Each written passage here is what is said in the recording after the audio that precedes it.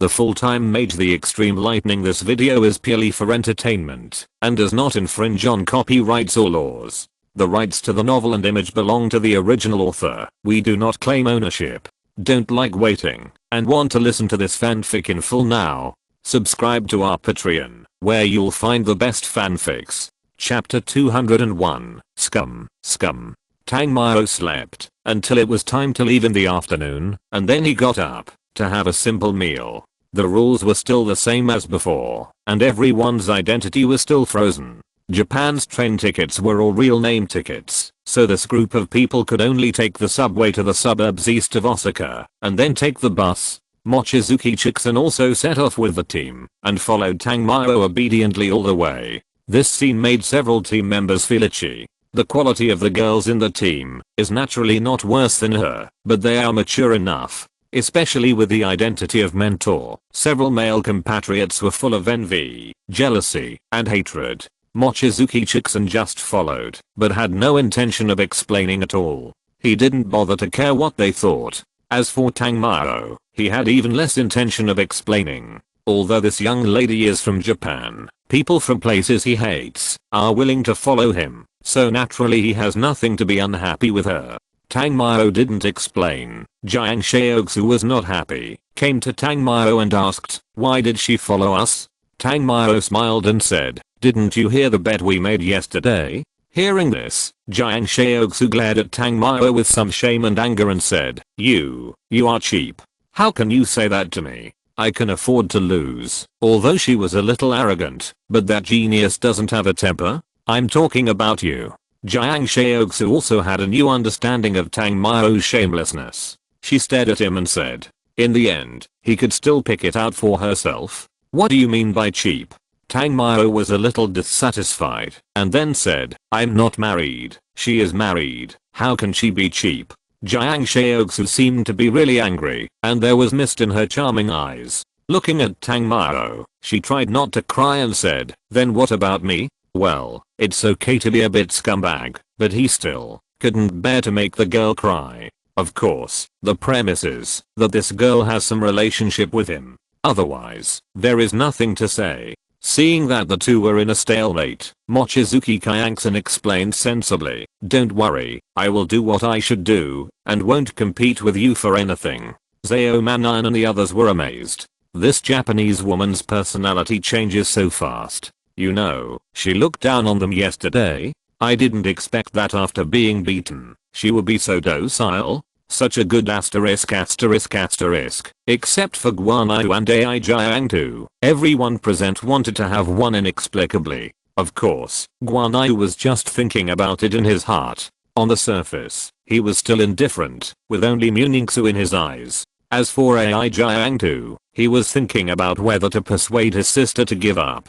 This Tangmao is too damn scumbag. Jiang Shaoxu ignored Mochizuki-Kyanksen, and she was too lazy to talk nonsense when she saw this. After all, this is enough to put down her face. Before she lost to Tangmao, what a proud Japanese goddess she was. In fact, Mochizuki-Kyanksen also regretted it. Why did she make a bet for no reason? In the end, she lost herself. But she couldn't go back on her word. If Tangmao, who was so careless, kept talking and nagging, would the Wangayu family be shameless? Seeing that Jiang Shaoxu didn't care, she got in the car first. The others also got in the car, leaving only Tangmao and Jiang Shaoxu.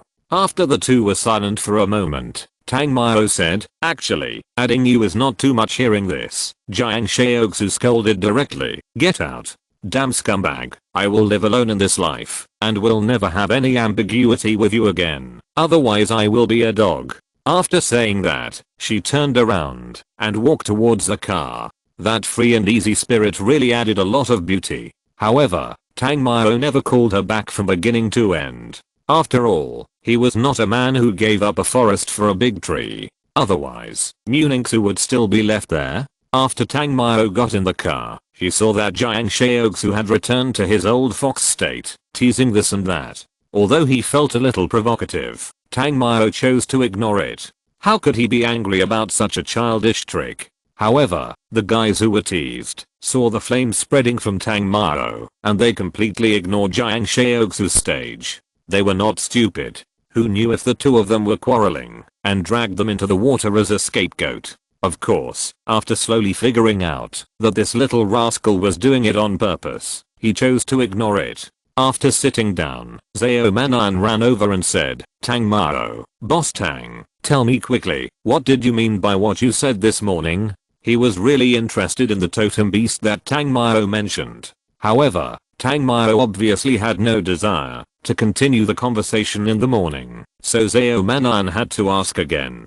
Tang Mao pretended to be deep and shook his head and said, "When you should know, you will know naturally. Knowing too much now is not good for you. Practice well." In fact, he just didn't want to pay attention to this now. Zhao Manan curled his lips, feeling helpless and at the same time a little itchy. It was as if he had clearly prepared everything, and the other party's relative suddenly came, which was very inexplicable. After sending Zhao Manan away, Tang Mao lay on Mochizuki Kyangson's soft shoulder and continued to make up for his sleep. Not long after, the bus went to the highway. Some houses could be seen along the way, which also indicated that there was a defensive security zone here. The journey was a bit tiring. After all, if you take a bus from Tokyo to Osaka, it would be a very long journey, even if the whole journey is on the highway.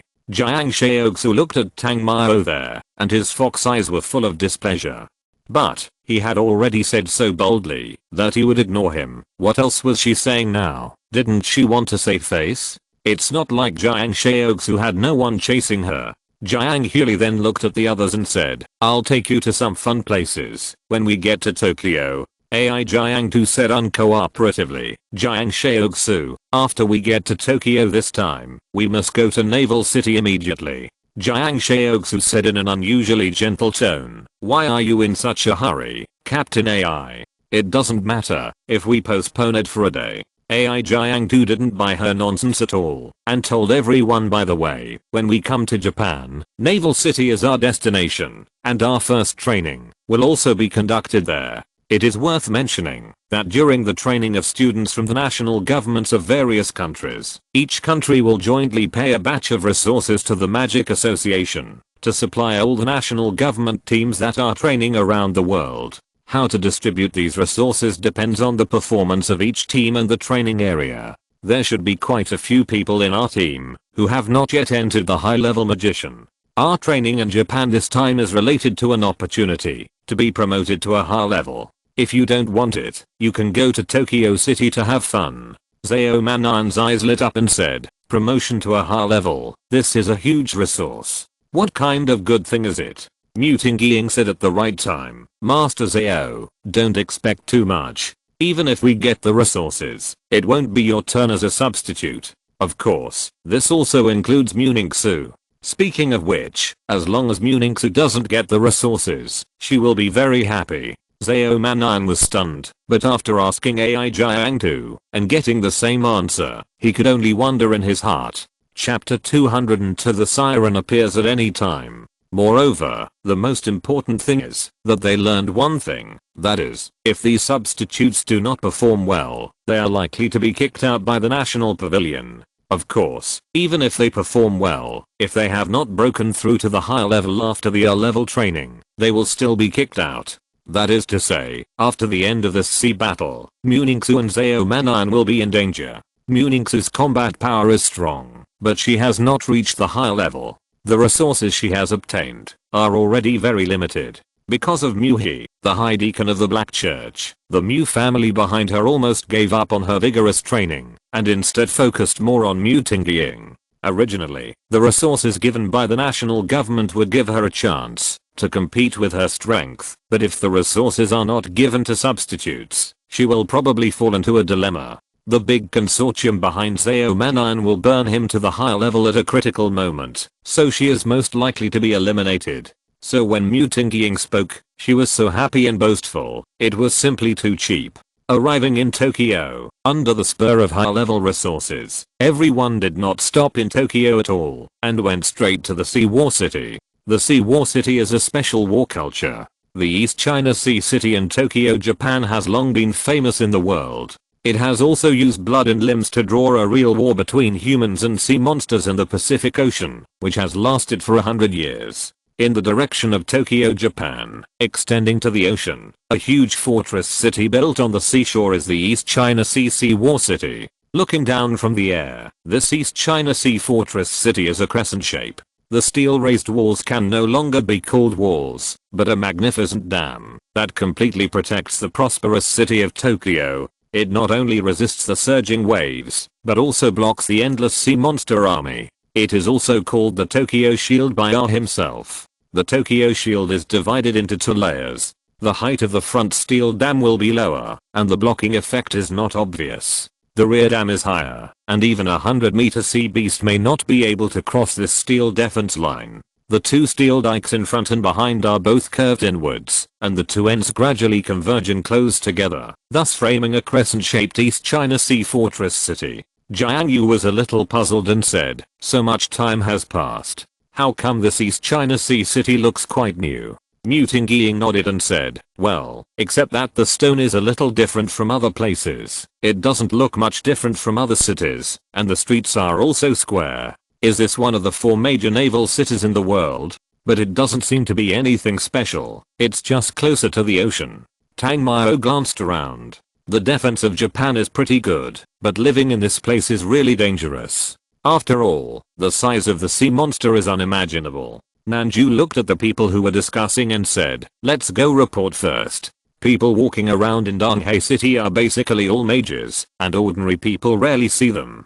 Even a peddler setting up a stall on the roadside is also a mage, and the things he sells are all materials made from sea monster skins, claws, and internal organs, which are used as some protective gear. This natural place for hunting monsters. Tang Mao was excited as soon as he arrived. After all, his source of income has always been from hunting monsters. After following the national team for so long, except for a commander and his spirit, he has almost no income at all. Seeing that Mu Ningxu is about to reach the most critical moment, if he doesn't make some money, how can this woman have a chance to be captured? Tang Mao has no intention of going with them. Now he can't wait to kill everyone. However, before he can open his mouth, a loud noise suddenly came from the front. The sound shook the street under his feet violently, and his head couldn't help but feel dizzy. Everyone subconsciously covered their ears. Ai Jiangtu and Nanju were walking in front. When they looked forward, they suddenly found a stone pillar removed from a building flying sideways.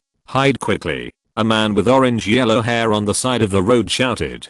Tang Mao didn't have time to speak. When he was about to make a move, he saw this guy coming to save people, and immediately controlled him with one hand. Similarly, Ai Jiangtu also controlled the flying stone pillar in midair, and it could no longer fly forward. Ai Jiangtu's pupils glowed with silver eyes, and he locked onto the stone pillar. As his eyes gradually moved downward, the stone pillar also slowly placed on the ground in a strange way. "This, space magic!" Exclamation mark.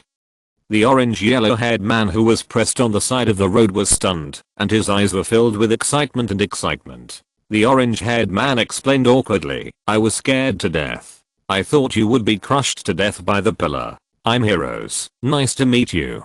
Zhao Manai interrupted unhappily. "No one wants to meet you. How can the pillar fly here?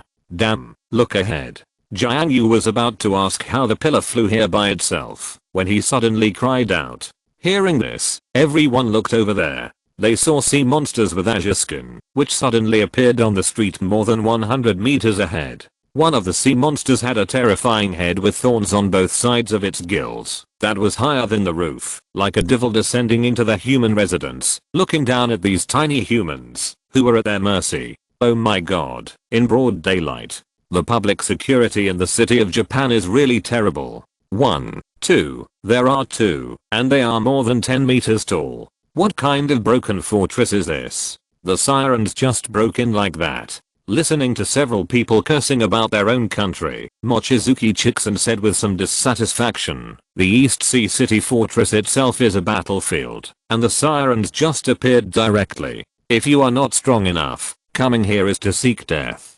Just as Mochizuki Chiksen finished speaking, Tang Mao slapped him. Mochizuki Chiksen's face flushed instantly, and the arrogant look just now disappeared in an instant. He lowered his head and retreated behind Tang Mao. Others did not care about this. After all, the strength of these two sirens was obviously not weak. They were still immersed in the security problem of this garbage. At the same time, a radio suddenly sounded. "Attention everyone, a sea monster appeared in the 19th block. Non-combatants please evacuate immediately or hide in the shelter. Attention everyone, a sea monster appeared in the 19th block. It is initially estimated that there are two Blue Valley fierce beasts with a strength of commander level. Fighters please go and destroy them immediately." The radio sound circled in the sky for a long time, and everyone could hear it clearly. At first, the people on the street seemed to be in an orderly manner about this emergency, but after the radio notified the two Blue Valley fierce beasts, the pedestrians were completely panicked. A commander and a sea monster, that is not something that can be killed casually. It's a commander level 1. Run away, everyone run away. This way, the shelter is over here. The orange-haired man just now looked like an enthusiastic person and hurriedly guided those who didn't know where to run. Chapter 203 Demon Hunter. Although Wang Yuqiangson had just said something to the Guofu team, if they hadn't seen the two ferocious sea monsters only 100 meters away from them, how could they believe that the sea monsters would appear so rampantly in the human city? AI Jiangta rubbed his hands and said, "Let's go and stop them. Otherwise the commander level creatures will cause a lot of casualties." Jiang Yu hesitated and said, "I think it's better to forget it. After all, they are two commander level creatures." After seeing that no one was going to take action, AI Jiangtu had to give up. Moreover, think about it, those are two commander level monsters. Although Tang Mao and Wang Yuqiangson are here, it shouldn't be a big problem to deal with them, but there are still many mid-level mages in their team. It's as easy as playing for a command level monster to deal with a mid-level mage. If something goes wrong, the loss will be too great. The Blue Valley fierce beast has a sturdy upper body, covered with steel-like scales, and each scale connected to each other has sharp barbs, especially the forearms as thick as hammers, which are covered with barbs. If you are hit by it, your body will probably be pierced by them. Their lower body is in the shape of a giant shrimp, covered with a blue armor that shines with the luster of gemstones. The feet of the shrimp are slender like whiskers, but the feet of the Blue Valley fierce beast are pointed and long. To be precise, they are more like the lower body of a giant mantis. Shrimp is originally a very gentle creature, but the shrimp body of the Blue Valley fierce beast is full of a sense of sharpness. Even without their burly barbed arms, their sharp feet can pierce everything, full of offensiveness and danger. Exclamation mark.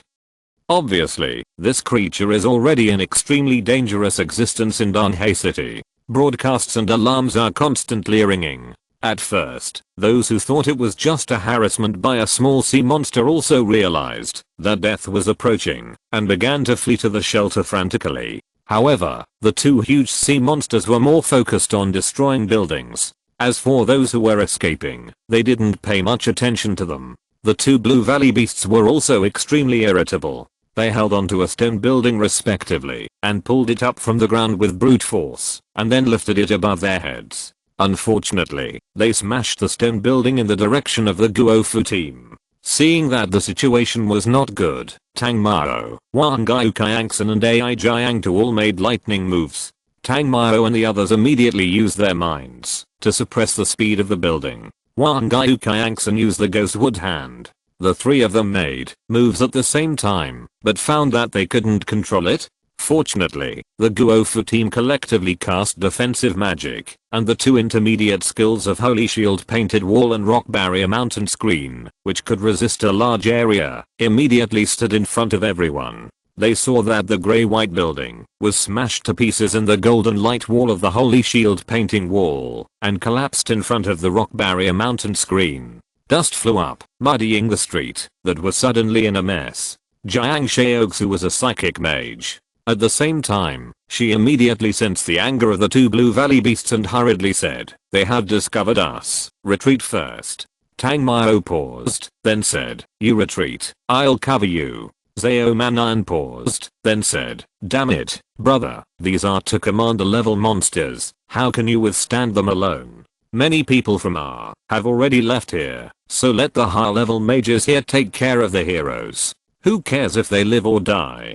Tang Mao said calmly, "I'm a hunter mage. When I see prey coming to my door, how can I let it go? I haven't had any income for so long. I'm almost peeing blood." Everyone was silent after hearing this. This was the first time they heard of hunting commanders for a living. However, if you can hunt a commander, no matter what, its value is indeed there. "You guys retreat. No need to help me." After saying that, Tangmao directly summoned the Shadow Demon Tiger, Snow Girl, and Flame Lady. The speed of a commander level creature is quite amazing, and this Blue Valley Fierce Beast should be small in size among the commander level creatures, which often means that they are excellent in speed or magic. While Tangmao was talking, it had already killed it. However, after seeing the appearance of two demons who were also commanders and a sub-commander level, it wanted to turn around and run. The Snow Girl immediately froze its legs with a touch of ice, and the Shadow Demon Tiger even blocked its retreat. Then the little Flame Lady sprayed a fireball straight at its head. Boom. As soon as they came up, the three contracted beasts were violently output. There was no other way. Tangmao gave an order. If the sea monster could not be solved, they would have no milk powder next month. They had to work hard. Especially Flame Lady and Snow Girl, they were in need of milk powder. If it was cut off, how could they improve? Following Tangmao all the way to another sea monster, Mochizuki Kyanksen looked at Tangmao's three summoned beasts and said in a daze, "Your summoning system is also high level? That's right, so it's not a loss for you to be my asterisk. In the future, I will become the world's top Dharma King." Tangmao did not hide it. After all, this girl has put down her pride and is so obedient. The most important thing is that she has seen it all, so what else is there to hide? Mochizuki Kyanksen heard this and looked unhappy. Tangmao's words were simply too much. However, she did not refute anything. After all, this is a guy who is full of foul language. After the two came to the side of another commander level sea monster, Mochizuki Kyanksen directly blocked its actions with vine branches. Fierce Fist. 9 Palaces. This commander level sea monster was obviously a little puzzled. These two humans? What are they doing? However, when the blue flames started burning from the ground, it immediately understood.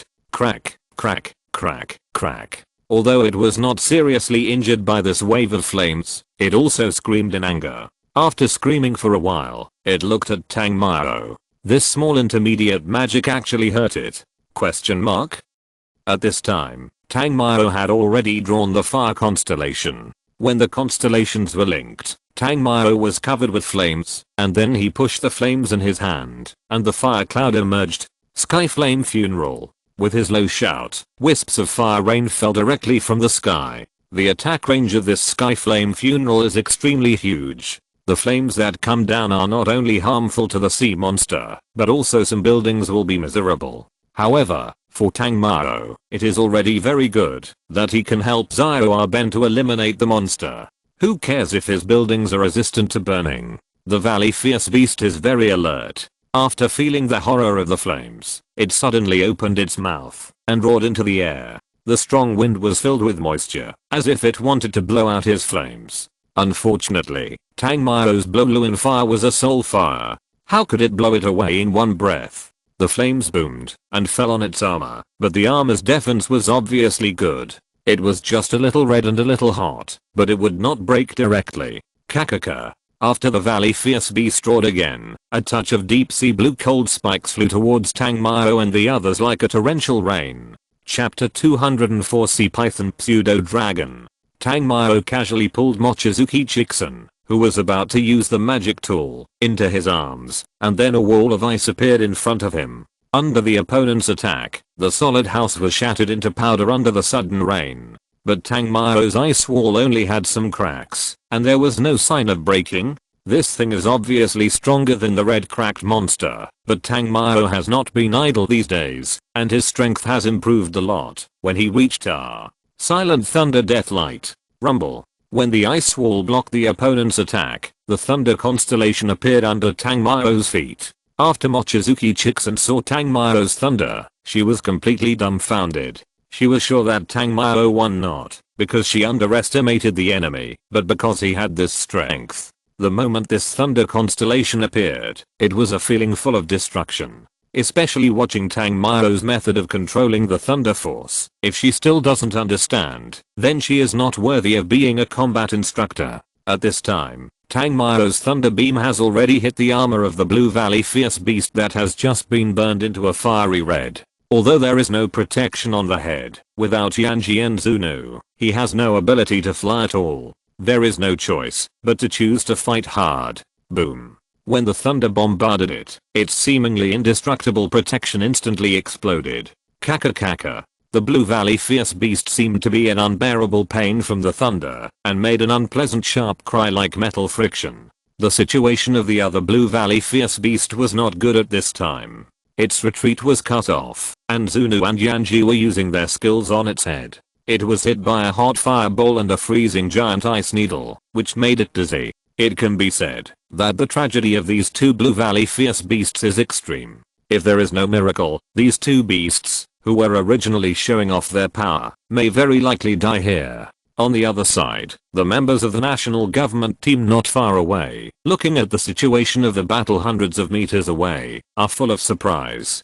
Nanju stood there and said with emotion, Tang Mao is really a pervert. I never thought that there would be a high level magician who could fight two commander level monsters alone. For him, it may be because these two commander level sea monsters have no small monsters around them, so he has to take action, right? That's right. The reason why commander level monsters are difficult to kill is because they are surrounded by countless general level and slave level monsters. No wonder he took action. Zao Manan also nodded in agreement and said with some gloating, this guy really doesn't care about the buildings of the small R base. These commander level sea monsters didn't destroy many, and almost all of them were blown up by him. Hey. Just as several members of the national government were commenting on the situation, a loud noise suddenly came from behind. Upon hearing the sound, everyone was stunned. Then they turned around and saw a huge water python appeared behind them, and it was biting at them with its bloody mouth wide open. AI Jiang hurriedly took action, using space magic to the extreme, slowing down its speed. But he soon found that his control could not withstand the opponent's impact, and hurriedly said, no, run. Several people used their magic tools and jumped away from here. AI Jiang also jumped away at the moment when it was about to bite. Boom. With this bite, the solid roof was actually bitten directly into pieces. Sea Python Pseudo Dragon. When Jiang Yu ran for his life, he did not forget to say what this demon was. After hearing the word dragon, everyone's face turned pale instantly. You know, all the demons in this world who are related to dragons have some dragon blood in their bloodline, and their strength is definitely the top existence in the same level. Especially this commander level demon. It seems that its strength is even higher than that of the two sea monster commanders. At this moment, the members of the national government had no other means to deal with it except running. There was no way. The difference in strength was too great. Attention all personnel. A great commander level demon, a sea python pseudo dragon, appeared in the 19th block. Please quickly retreat to the safety zone. At the same time, the broadcast sounded. There was no way. The strength of this sea python pseudo dragon was not something that a high level magician could contend with. Even if it could be dealt with, it would take at least more than 10 to barely repel it, right? While AI Jiang and others were running away, they were still worried whether the sea python pseudo dragon was going after Tang Mao. But when they felt a terrifying aura chasing behind them, they understood that this damn beast was coming for them. Exclamation mark. The speed of the sea python pseudo dragon was extremely fast. If there were not a large number of houses to resist, the members of the government would have been dead. Just as they were rushing to the safety barrier, the huge sea python pseudo dragon suddenly spit out nearly 1,000 demons that looked like electric eels and snakes. These demons were not as big as the sea python pseudo dragon, and they appeared on the streets one after another. They began to attack the people who did not rush to the safe zone. Although most of the people here are mages, they are only some intermediate and elementary mages. When encountering such a small and fast thing, there are few people who can resist. Fortunately, a group of high-level mages came and stopped the sea python pseudo dragon. Otherwise, there would be a blockade in front and pursuers behind. The members of the government would have been dead along with these small R residents living here. Quick, Kill them. Those few people can't stop them for long. This is a pseudo-dragon demon close to the submonarch level. They have no other thoughts except running now. Tang Mao naturally noticed the melee on the national service team. Especially when the loudspeaker shouted, he heard it clearly. Although the defense of this Blue Valley fierce beast was broken, it would obviously take more than a short time to kill it. And a large number of demons appeared behind. Tang Mao had to say to Wang Kayangsen, let this one go, let's go, kill that one and leave here. Wang Kayangsen also knew that the city was attacked by demons, and they were the Sea Python clan. If they continued to fight, they might not be able to withstand it. Although it was a pity to give up the Blue Valley fierce beast, there was no other way at the moment. When the Blue Valley fierce beast saw that the control of Tang Mao and the others had dissipated, it turned around and ran towards the sea. Seeing that one ran away, the other was already dying. After Tang Mao came over, he directly merged with the Snow Girl and gave the dying Blue Valley fierce beast the last blow. Chapter 205 Crisis. After Tang Mao quickly collected all the valuables, he collected the residual souls and rode the Shadow Demon Tiger to rush to the team members. He was a little puzzled. He remembered that in the original book, there was no demon of the level of Sea Python pseudo-dragon, right? How come it has become a Sea Python attacking the city now? At this time, a red alert has been issued in the sky. Because the Sea Pythons that came here are not the ones in the city. At this time, there are constantly appearing in the sea area. Tang Mao was a little puzzled. Did he take Emo Fan's pot? Become the master of disaster? How come he encountered a group of sea monsters attacking the city just after arriving in Tokyo? Looking at the place not far away, the light of the constellation appeared from time to time, and higher level magic was blasted out in waves. Wang Kayangsen wanted to help, but he was directly rejected by Tang Mao. Not to mention that he was not an opponent at all. Even if he could injure it, Tang Mao would not choose to take the risk. If he was injured, who would be responsible? He didn't think that he could get some practical supplies in this foreign country. There was no benefit, and he had no good feelings towards Xiao. So how could he participate in this dangerous action? The most important thing was that Tang Mao felt a strong ice attribute fluctuation not far ahead. Moreover, this power made him extremely familiar. If he guessed correctly, it should be Muningsu who shot the arrow again. Time went back to 10 minutes ago. Because of the pursuit of the Sea Python pseudo-dragon, everyone was scattered. Muningsu, Jiang Shaoxu, Mutingying, Zhao Manian, and Jiang Yu ran in one direction, and the others ran in another direction. AI Jiang Tu's voice came from the communication device. Are you all okay? AI Jiang Tu and others, who were about to reach the safety barrier, found that there were fewer people, so they hurriedly contacted.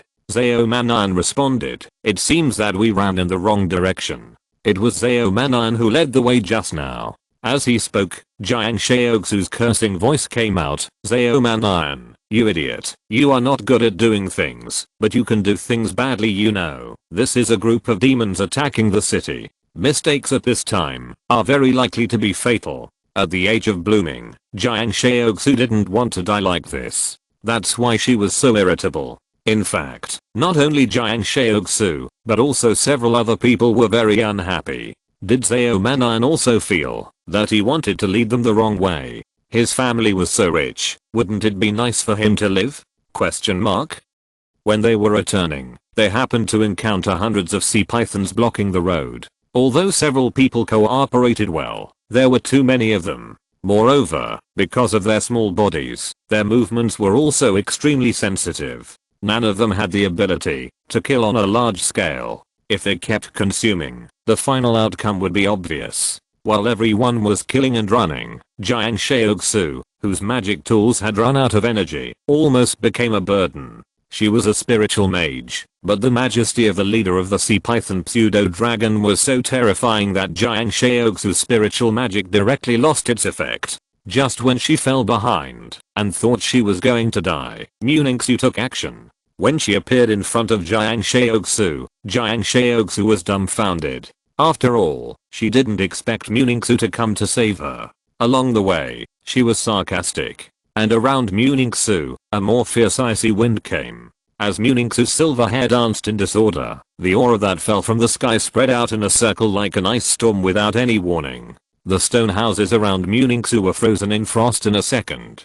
Her eyes were like silver snow, deep enough to reflect the blue sky. She turned her body to one side, clenched her hands inexplicably, and her delicate left arm straightened. The index and middle fingers of her right hand clenched, and she suddenly pulled the string. Swoosh! The ice crystal arrow broke through the air, and a horizontal spiral storm rolled up at the tail wing. It seemed that even the wind magic cultivated by Muningsu had been integrated into it. The tip of the ice crystal arrow was the boundary. The area where the ice crystal arrow passed, whether it was buildings, streets, or ruins, was completely frozen. It was like the goddess of ice was painting the city of a human world with an ice brush. The hundreds of sea pythons rushing towards Jiang Shaoxu were instantly turned into ice sculptures. AI Jiangtu and others who were rushing over from the other direction were stunned for a moment when they saw the unsolvable ice rushing over. Then they hurried to deal with the sea pythons that kept pouring out in front of them. The coldness penetrated the soul, and the moment of freezing was like stepping into another world. Goddess Mu, again, she's using her ultimate power again. Zhao Manian, who was casting protective magic on Jiang Yu and the others, said with some surprise. When she was in the imperial capital at the beginning, in order to gain the title of substitute, Muningsu once used the ice crystal breaking bow in public, but at that time she shot at a fighting arena. It was shocking, but without comparison, it was difficult to have an accurate positioning in the mind. However, with this arrow, hundreds of sea pythons were killed without even having to run away. This is really a bit scary. The most important thing is that Muningsu is only a mid-level magician now. Thank you.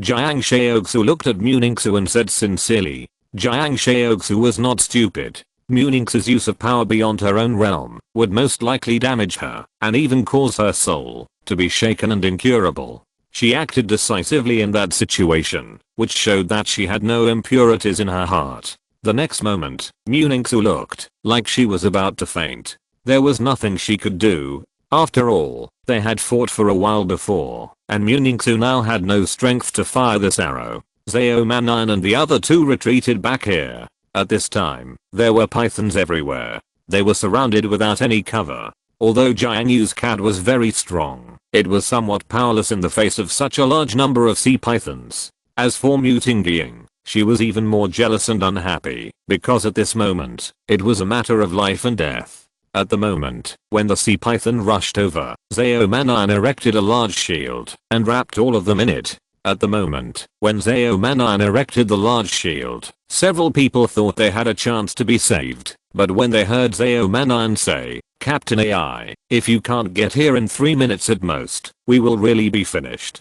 instantly, they were in despair. At this time, the sea pythons had completely entered the city. How could they kill them? Zhao Manian actually blamed himself. After all, he was the one who led the way. It was because of this that he might have survived, but he did not escape directly. AI Jiangtu and others were also surrounded by sea pythons. These creatures were agile, but they did not have large-scale killing magic. Let alone 3 minutes. Even if they could kill them in 13 minutes, it would be strong enough. If you're listening to this novel on a channel other than Fanfic World, it means they downloaded and uploaded it without effort. We cordially invite you to visit our channel, Mundo Fanfic Novelos. There you'll find the original version of this story and you can explore many other novels of various genres. We're waiting for you to immerse yourself in a world of incredible novels. Chapter 206, The Target of the Pseudo-Dragon. But AI Jiangtu couldn't say it, could he? After all, if there was no hope, it would be really miserable. Jiang Shaoxu looked at the fainted Muningsu, who was already cold all over, and then looked at the injured cat who had resisted the enemy outside, and the pale Jiang Yu and Mu Tingying. He felt terrible.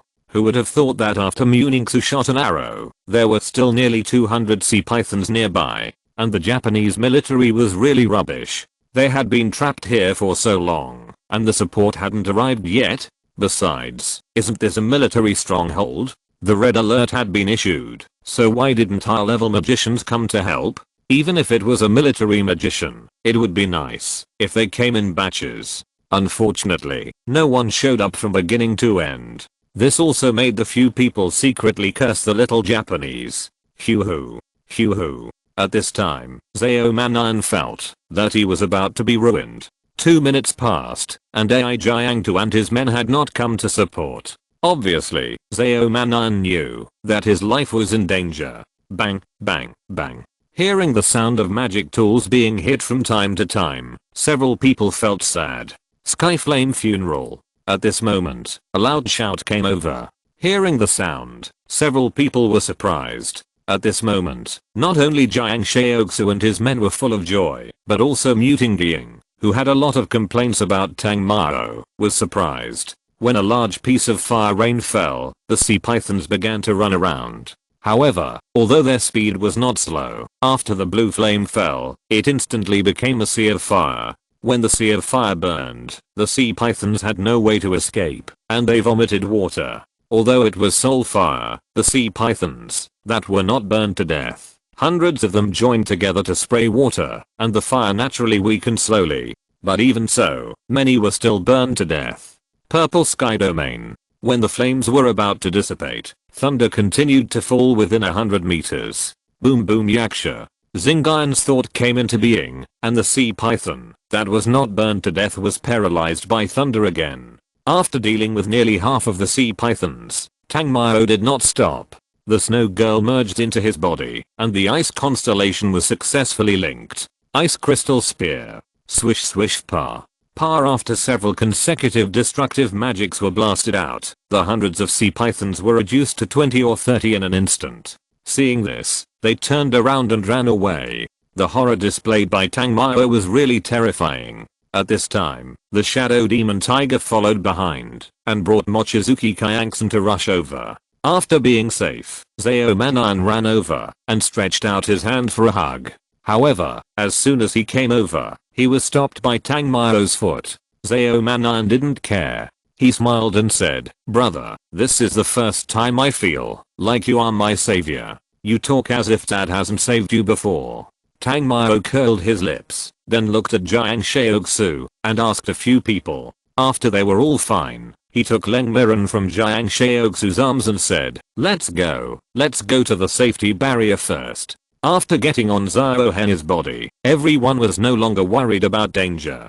There were almost no sea pythons attacking them along the way. After all, it was a level suppression, and they were not natural enemies, so the sea pythons had no intention of attacking Zhao Hen. After joining Ai Jiangtu and the others, they rushed to the safety barrier. Although there were sea pythons blocking the way along the way, with the escort of Yanji and Zunu, even if the enemy was large in number, they had no chance to get close to them. After they were safe, Ai Jiangtu looked at Tang Mao and asked, "How is Mu Ningxu?" Tang Mao shook his head and said, "She's fine. She was just bitten by her ice crystal bow. Her soul may be injured. How can she be fine?" Jiang Shaoxu said with some worry. After all, Mu Ningxu was injured because she saved her, so she couldn't just sit back and watch. Especially since she always thought that she was a bitch, pretending to be cool and indifferent. However, the woman she had always been against saved her in a critical moment. If Mu Ningxu was really in trouble, she would feel bad. Zao Manan, who was lying on Zhao Hen, smiled and said, "Fox Jiang, don't worry. With Tang Mao here, Goddess Mu will be fine." Muting Gying couldn't help asking, "How can you be so sure? Is he a healing type?" Tang Mao's surprise was indeed a bit too big. Apart from anything else, they were both practicing ice and fire, and she was also a dual spirit. With the conditions of the Mu family, they were naturally the best choices. But, compared with Tang Mao's magic, it is completely different. Zao Manan did not continue to speak, because suddenly, he found that he was talking too fast again. Although he was helpless with Zao Manan's big mouth, he had already said it, so there was nothing to hide. Then Tang Mao said, "I don't have healing magic, but Mu Ningxu Zaro has the power of my domain. Before it has a high level, she can't use it, otherwise it will backfire, and she can't support it with her own strength. Because the power comes from me, I can heal her." Jiang Shaoxu asked at this time, "In other words, you went into the forest in the first place because you wanted to save her?" Tang Mao replied dissatisfiedly, "Otherwise, why do you think I took her in?" What a joke. If there is something, it can't be 10 minutes. Oh no, the sea python pseudo dragon is chasing us. Just as everyone was rushing to the safety barrier, a scream suddenly came from behind. Hearing this, Tangmao turned around and saw the sea python pseudo dragon flying towards them at a very fast speed. It seemed that it wanted to attack them. AI Jiangtu was a little puzzled and said, "Why does this thing keep running towards us?" Others were also puzzled. When this thing first appeared, it was running towards the members of the national government. If it weren't for some high-level mages from the smaller base, they might have been finished. But what people didn't expect was that they were almost out of danger, and this thing actually chased them again. Muting Ying looked at the few people there in confusion, and couldn't help but said, "Don't worry about why it chased us, what should we do?" "Tangmao, can you beat it?" Tangmao said with a black line. "What, are you kidding? That's the sub-monarch level. With my strength, how can I beat it? Even if it was the commander-in-chief, he couldn't beat it. A sub-monarch is still a demon with some dragon blood, how can he beat it?" Of course, if the demon system is used, it is possible. However, if it is used this time, the backlash must be unimaginable. Chapter 207. The Shadow Demon Tiger disappeared. Although he said so, Tangmao still said, "Kayangsan, AI Jiangtu, let's go together and hold on." There was no other way. The speed of the sea python pseudo dragon was too fast. Although the support from I had arrived, they were only some mid-level mages after all, and there were only a few high-level mages. In this case, it was impossible to rely on them to resist the sea python pseudo dragon. The current situation clearly showed that it was better to rely on oneself than on others. AI Jiangtu and Wang Kayangsan nodded. In the team, there were only 3 of them who were high-level mages. If they didn't go up, the others would be giving away their heads. After the 3 jumped off the Shadow Demon Tiger, Xiao Yanji flew over with them. Tangmao originally wanted to call back Yanji, although she was an elemental darling and a sub-commander. But the level gap was too big. But Xiao Yanji insisted on fighting with Tangmao. The sea python pseudo dragon had also rushed over, opening its bloody mouth and biting here. AI Jiangtu and Wang Kayangsan attacked at the same time. One used space power to control, and the other used plant system. Tangmao was covered with lightning, and then after the constellation was successfully drawn, a beam of lightning was blasted out. Boom. When the thunder bombarded the head of the sea python pseudo dragon, it only left it with some charred black, but it did not cause it to be injured and bleed. The sea python pseudo dragon was already biting. The 3 of them were not slow, and when the sea python pseudo dragon bit them, they left the building. Then the new and very strong defensive building was shattered in an instant. After the attack failed, the sea python pseudo dragon sprayed out a flood and shot at Tangmao and the other 2. Wang Kayangsan and Tangmao both put on armor magic tools at the same time. AI Jiangtu was very embarrassed because his magic tools had already used up their power just now. Where is the defense at this time? AI Jiangtu, you retreat too. Tangmao also saw his dilemma and shouted. AI Jiangtu made a quick decision and wanted to escape. He was very fast. When the flood swept over, he left here. Boom. However, the huge impact force made him hit a building directly. Fortunately, when he fell, Xiao Hei came and caught him. Xiao Manan looked at AI Jiangtu, who was seriously injured just a few minutes after leaving, and said, "Damn it. Captain, you were killed in an instant?" Ahem. AI Jiangtu's mouth twitched. Was it because he was too weak?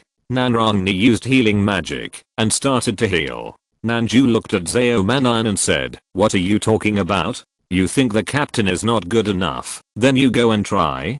Xiao Manan shut up decisively. What a joke. AI Jiangtu was killed in an instant, and it was because he was a space magician. Otherwise he would not be able to save his life, right? If he couldn't stand it, wouldn't it be a death sentence for him to go there? After being healed, AI Jiangtu took a breath and said, "This sea python pseudo dragon is too powerful. Even Tangmao's destruction magic can't hurt it." Everyone looked at the magic energy behind him, which was sometimes lightning, sometimes flames, and sometimes frost. They were all amazed. Tangmao's output was definitely the most violent. It can be said that even a high-level second-level magician of the third system may not be as strong as him.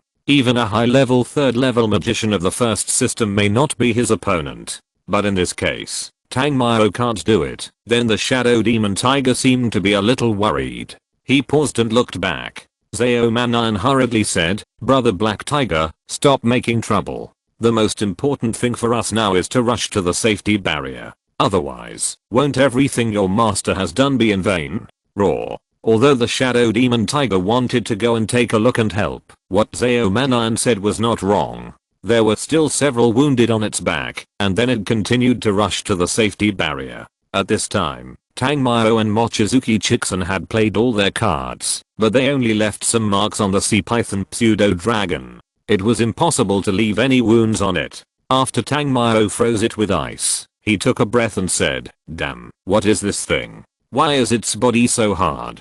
Mochizuki Chixon explained, "The sea python pseudo-dragon is the demon leader that appears here the most times. Every time it comes and goes, its strength will continue to grow. Moreover, no matter which time it comes here, it will hardly suffer too much damage."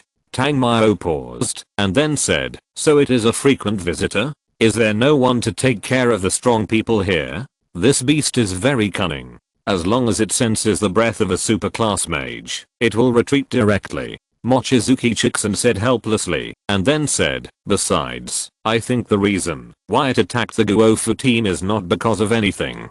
It's just because they are young." Pa. At this moment, the sea python pseudo-dragon had broken through the ice. Even if Tangmao's ice system was powerful, it was obviously impossible to suppress it for too long.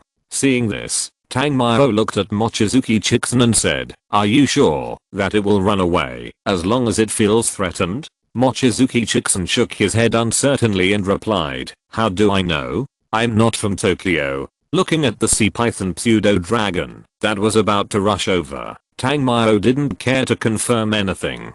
His devil system that was ready to move had begun to shine. Mochizuki Chixon, who was connecting to the constellation next to him, was also stunned after feeling this powerful momentum, and because of this, the constellation disappeared instantly. When she turned her head, she suddenly found that Tangmao was changing. Not only Mochizuki Chixon noticed it, but also the sea python pseudo-dragon that was about to bite her. But of course it was not scared. Sizzle.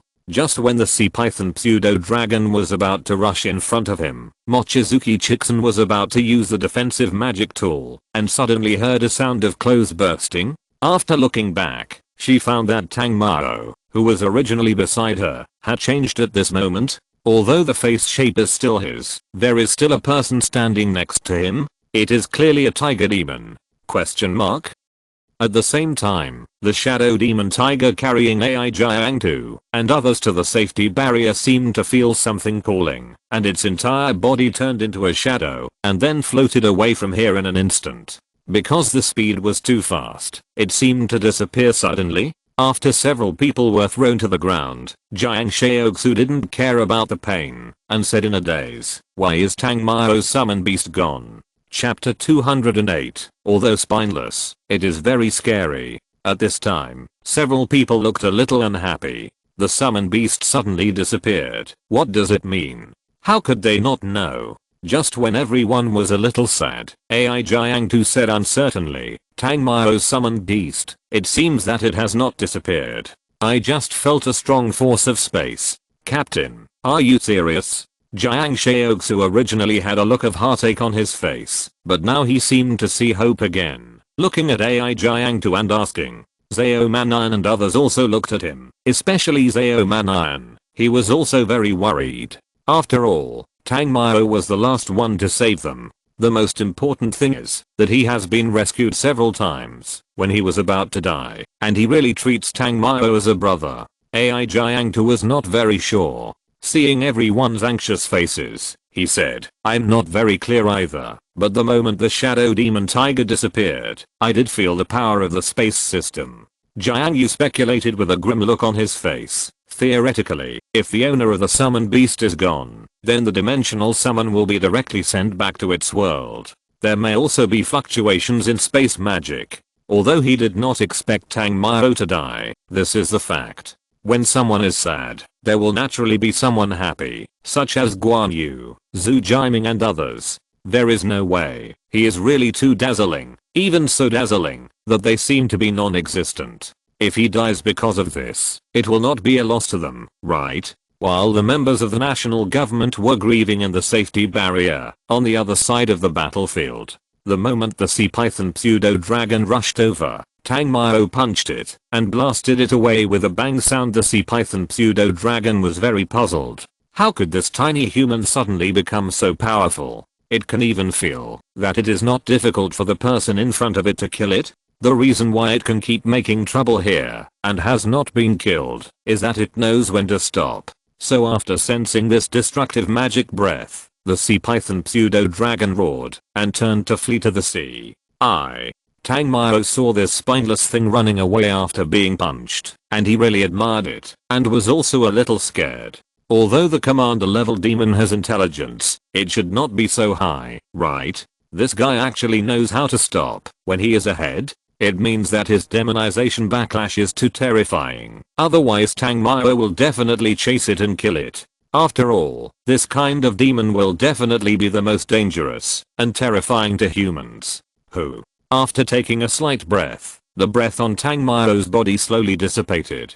Mochizuki Kyanksen, who was next to him, had been watching him turn back to his original form and was secretly surprised when she thought that Tang Mao had just punched the sea python pseudo-dragon away. You know, even if it was her elder Wang Gai's famous sword, even if it could defeat the sea python pseudo-dragon, it wouldn't be so easy, right? Moreover, she was very curious. What kind of magic did Tang Mao use just now? What are you in a daze? Come and help me. Although it only took a moment and threw a punch, but this terrifying backlash still made him fall into a state of paralysis. This is because Wang Gai Kyanksen is here. Otherwise Tang Mao would definitely not disperse the demonization here. Wang Gai Kyanksen walked over, supported Tang Mao, and said in shock, "What kind of power did you just use? Why ask so many questions? Your elders didn't teach you, and you know too much. There is no benefit, right?"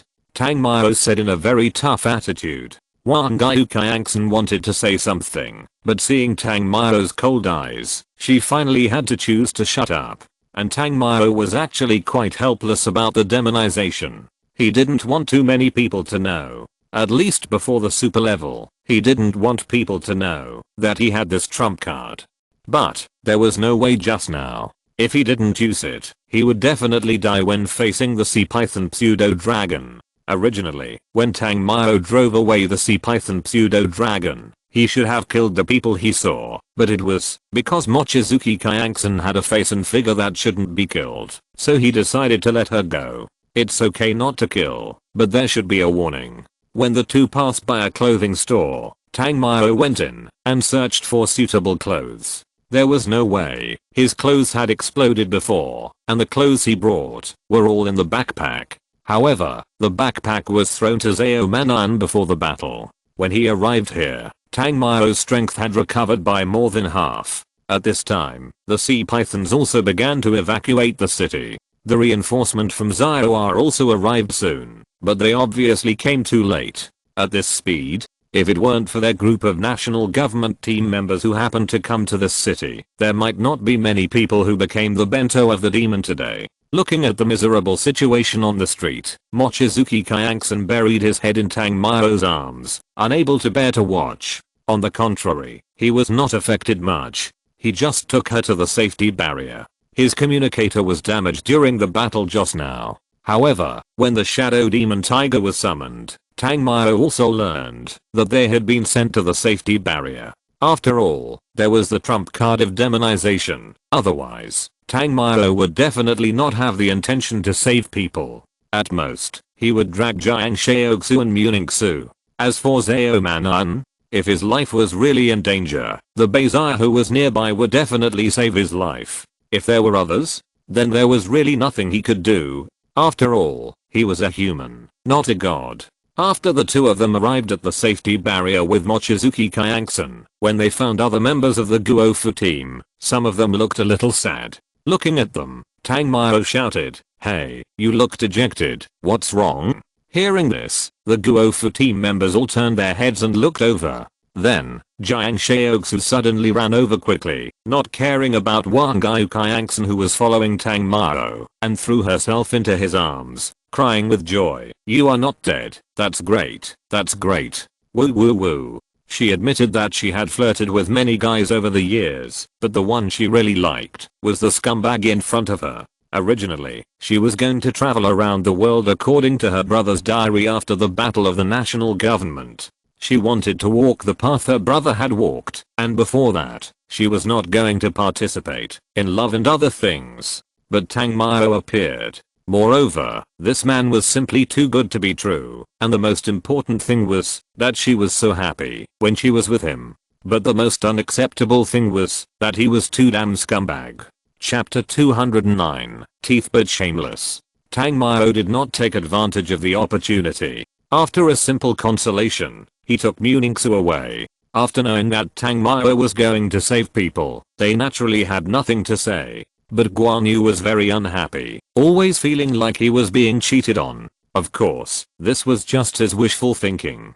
Cuckold? There was no such thing, because he had no chance from beginning to end. After Tang Mao brought Muningsu to an empty room, frost instantly filled the entire room. Even though people had gone upstairs, they all felt the coldness downstairs. Jiang Yu was a little surprised and said, "This is the first time I've heard that someone can save people with the power of the domain." Although he only focused on the demons, it did not mean that he had no understanding of other things. However, this kind of thing was obviously the first time he heard of it. "Nanju, do you know what the reason is?" AI Jiang Tu was also well informed, but he had never heard of such an outrageous thing, so he looked at Nanju. Speaking of which, Nanju would study some strange things. "That's why I asked her." Nanju spread her hands and said, "Although I like to study some unknown things, it doesn't mean that I know such things." After a pause, Nanju said, "However, I infer that Muningsu should not be strong enough to use the bow. In addition, as Tang Mao said before, she once absorbed Tang Mao's domain power in Jinlin Deserted City, so the bow became stronger. But in order to use it, it means that the strength must be improved to a higher level. Tang Mao can suppress it, so it should be that the power of the ice crystal bow is not as strong as his domain power, right? In fact, this is also what Nanju doesn't understand. How can the ice crystal bow be suppressed after absorbing Tang Mao's domain power? Tang Mao didn't tell her that when Muningsu absorbed his power, he was only a mid-level mage. But after that, he directly jumped to the higher level. And his domain power was also sublimated, so his domain naturally suppressed it. After Nanrangni heard what Nanju said, a trace of worry flashed in her eyes. However, the people present were all confused and didn't pay attention at this time. It seemed that the security personnel here had sensed the cold breath and rushed here. This is a refuge. Although the demon tribe has retreated, it does not mean that they will not return. People cannot leave immediately, but after the people here feel this cold breath, they can't resist it at all. Therefore, the security personnel in charge of this place came. Fortunately, there was Wang Guiuqiangxin in the team. After she came out to explain, she sent the other party away. Upstairs, Tang Mao had completely pulled Muningsu away. There was no other way. Because of the passage of time, the cold air had penetrated deep into the ground and was about to freeze the heart. It was necessary to pull it away. Looking at Muningsu, who was as white as jade in front of him, if he was not afraid that she would get cold, Tang Mao would not be able to concentrate on expelling the backlash of the cold air. Besides, how can we care about the difference between men and women when saving lives? Tang Mao continued to absorb the cold air from her body, but the cold air that invaded her heart meridian was firmly defending its position, and no matter how Tang Mao absorbed it, he could not extract it. Although it has not been completely eradicated, Muningsu also woke up. When she realized her situation, she wanted to slap Tang Mao. This man is simply shameless. However, because the cold air has been eroding for too long, how could she have the strength? Tang Mao was too lazy to explain. After all, he was saving her and had no evil thoughts at all. Then, regardless of her thoughts, Tang Mao turned over and got up. After half an hour, the cold air that was about to erode the heart meridian was finally cleared by Tang Mao. And at this time, Muningsu also returned to her normal rosy complexion. However, Tang Mao was very curious. His domain had not dissipated yet. Even if she had the ice attribute, she couldn't withstand it, right? Of course, he had some idea of why. After making sure Muningsu was fine, he dispersed the power of his domain. How do you feel? Muningsu glared at Tang Mao. You are shameless. Tang Mao was a little dissatisfied. Looking at Muningsu, who was ashamed and angry, he said, hey, I'm saving you. Besides, I have teeth. Then you need to get rid of all of me. Muningsu couldn't believe even a single punctuation mark. The most important thing was, if you got rid of your own, why did you let her look at him? Muningsu said that she would find her chance to chop off that damn thing. Tang Mao seemed to notice her eyes and left with a backflip. Then he armed himself. Could he say that he just didn't like Xiao's clothes? Although he was angry, Muningsu said softly when she was getting ready to leave, thank you for saving me again. After that, Muningsu left. But before leaving, she sealed the door with a thin layer of ice. Tang Mao naturally felt it, but he didn't care. He should have gone down later, otherwise, he would inevitably be misunderstood. Moreover, the touch before and after was still the same. Although Jiang Shaoxu's little bitch was not bad, she was still a little smaller than the goddess. After Muningsu came out, everyone was stunned. Muningsu, who seemed to be about to die just now, was completely healed in just half an hour. Moreover, looking at her appearance, she didn't look like she was frozen to death before. Although Muningsu has always been very cold, she can't help but feel a little shy when she thinks of what happened after she opened her eyes just now. Moreover, when she thinks of the dull pain in a certain place when she was rescued for the first time, she is even more ashamed and angry. This bastard whom she regarded as a benefactor was also a shameless person.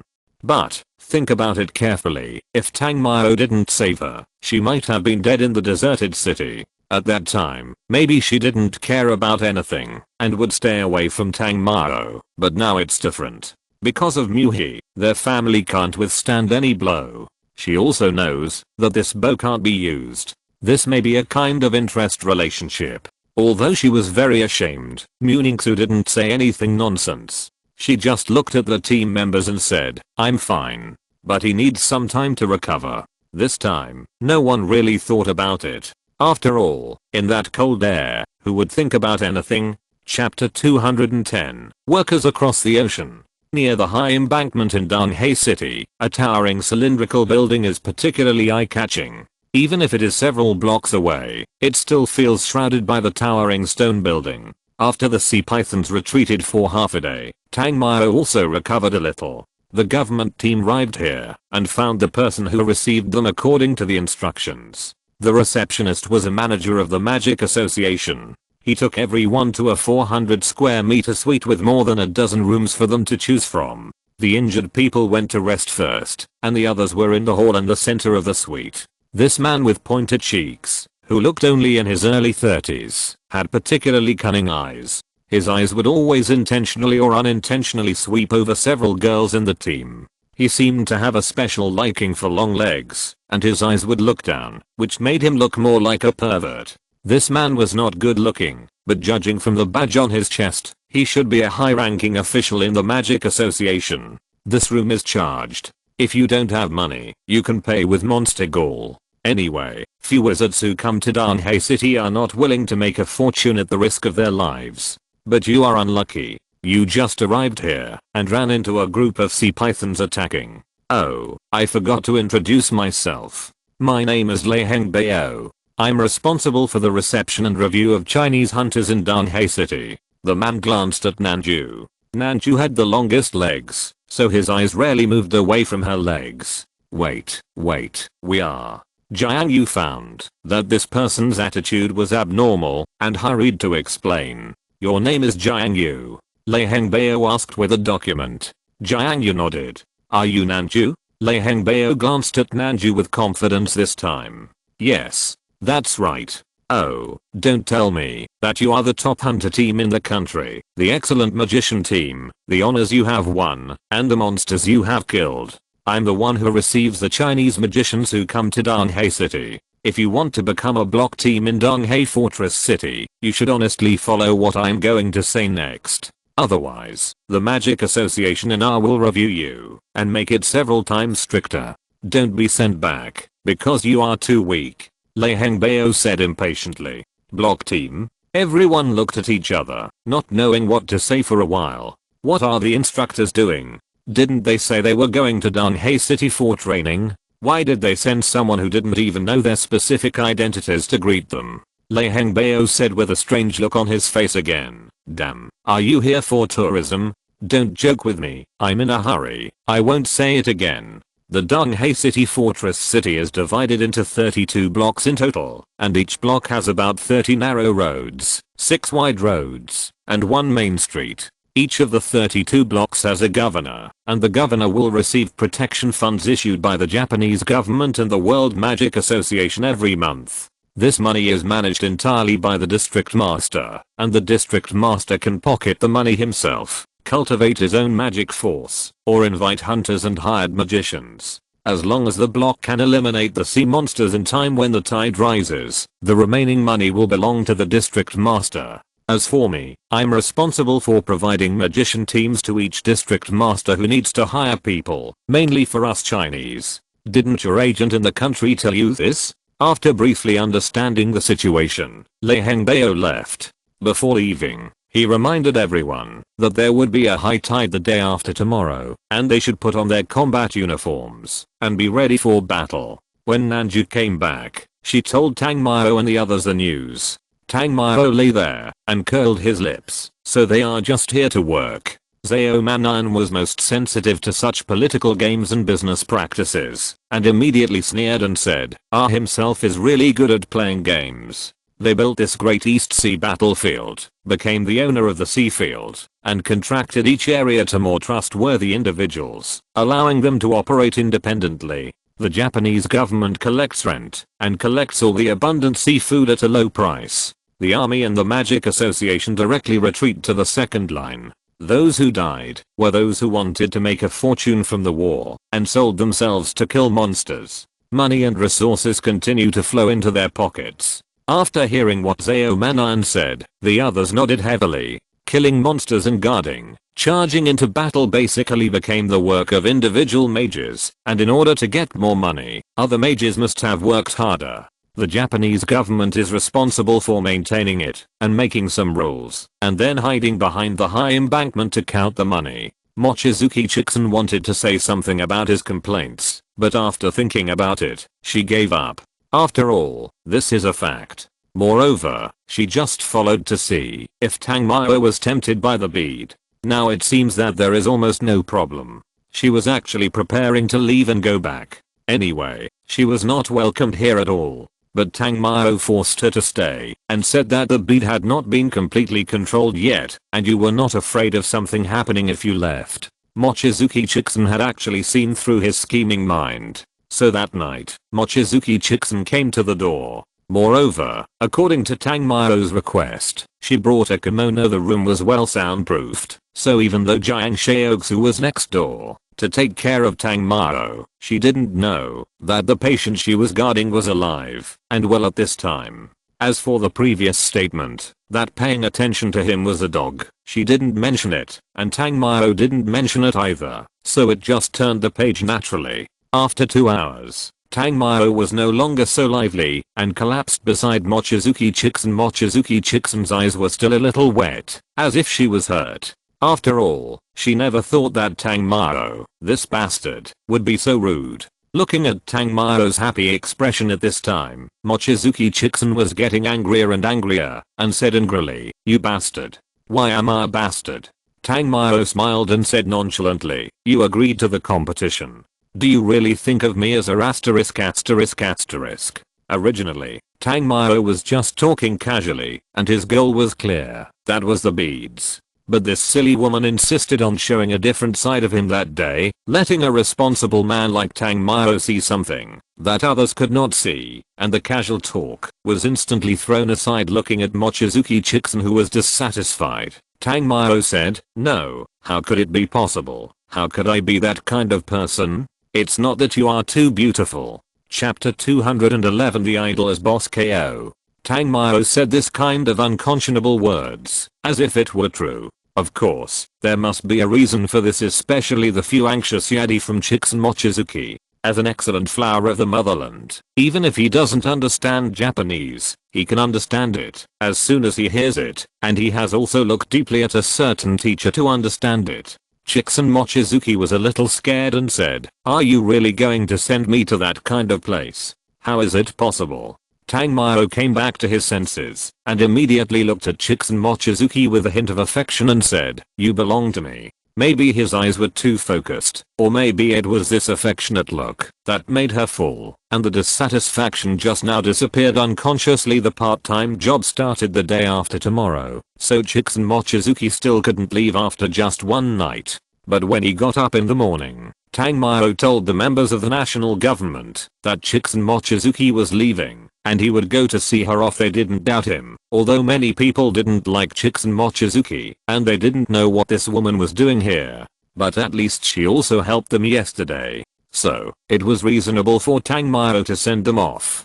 Jiang Huli stared at Mochizuki Chixin with a suspicious look on her face. She always felt that something was wrong with her, but she didn't know what was wrong. Today, Mochizuki Chixin is still wearing a kimono, with her hair tied up, showing her charming cheeks completely. Such Mochizuki Chixin is indeed full of the taste of someone else's wife. It was not until Tang Mao and the others left that Jiang Shaoxu suddenly thought of something.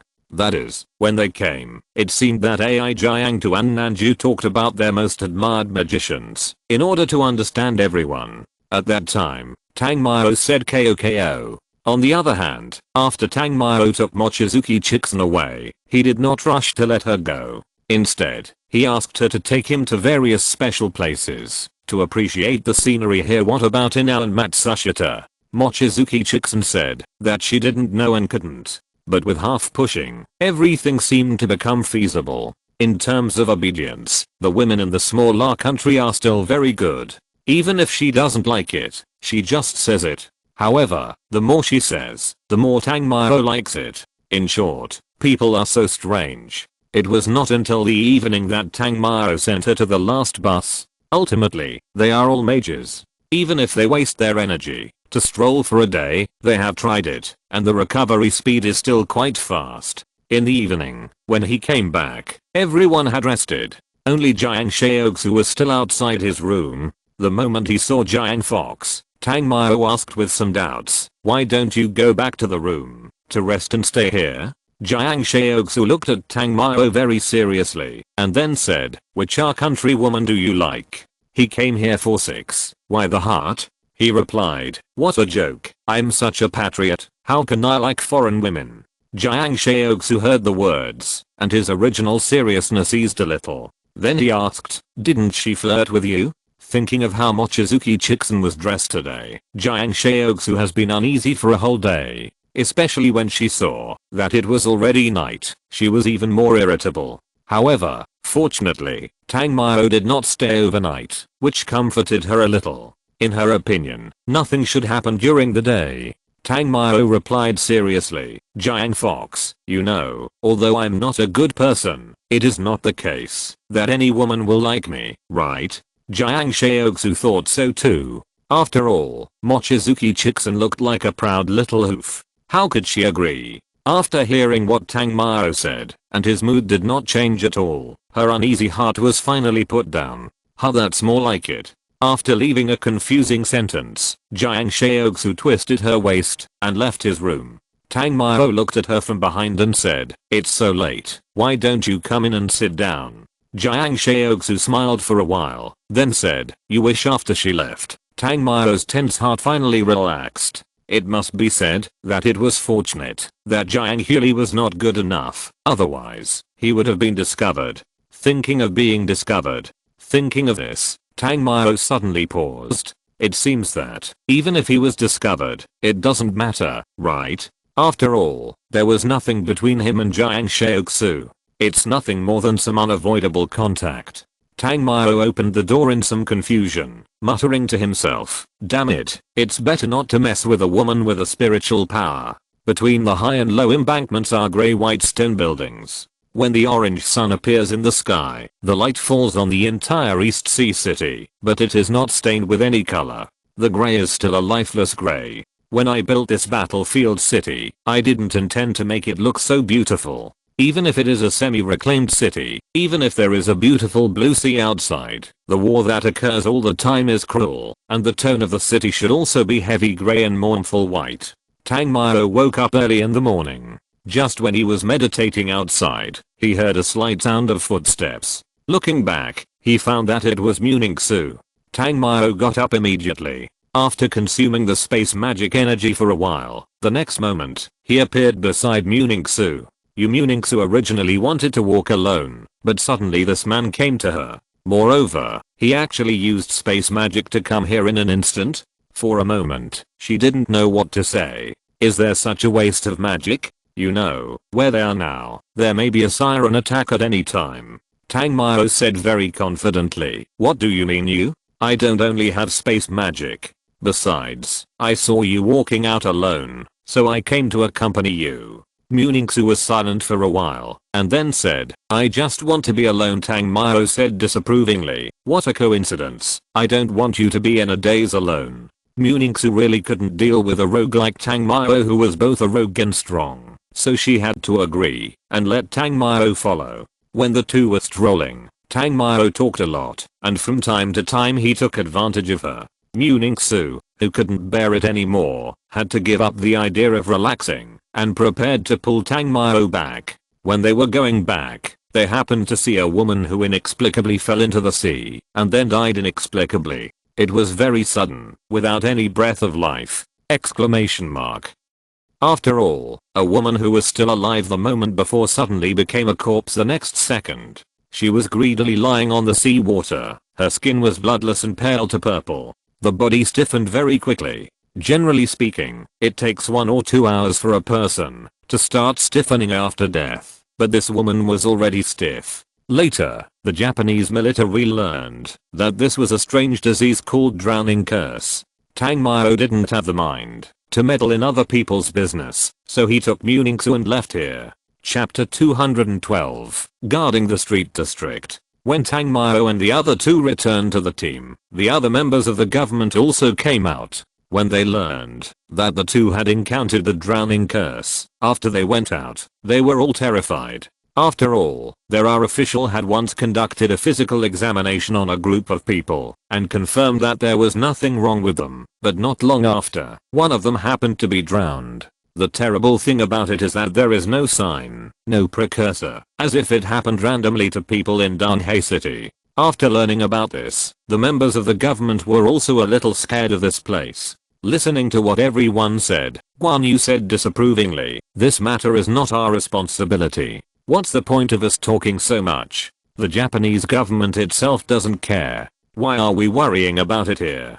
Although this was very ruthless, it did make sense. It was rare that Tang Mao also felt that this little licking dog said something human. After they arrived at the designated block, they saw the tide rising continuously. From the initial distance of 100 meters from the low embankment, a piece of muddy and sandy land was exposed. Gradually, the seawater hit the low feet, and each collision became stronger. The sound of the waves was like a roar, and the waves were like a rainstorm. Ah himself did not completely block the tide from the city, nor did he stop the sirens hidden in the raging waves from entering the city. There were no guards on the entire low embankment, that was like a ridge. They all retreated to the high embankment, and formed a long line. Of course, the main reason was that the workers who came here to work hard were almost from all over the world. Therefore, the battlefield has always been 32 blocks. On the roof of each building in each block, there are several mages standing.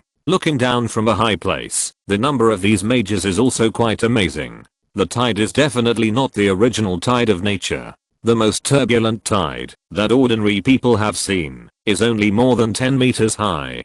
Standing under the waves of more than 10 meters high, you can feel the insignificance of human beings. The tide that attacked the city at this moment was the demon tide that was chanted by countless sirens. The height of its rolling could easily pass over the low embankment in the front, and it was more like a blue and white giant tongue, which was going to roll this sea city into the belly of the sea. If the tide that swept the low levee was a night, then the sea monsters were like stars. In the defending blocks, everyone was surprised. Moreover, the surging seawater irrigated the city, and the surging also sandwiched the broken parts of the previous buildings. The row of blocks numbered after 16, which were closest to the low levee, had not yet fought back, and all the buildings in the block were severely damaged.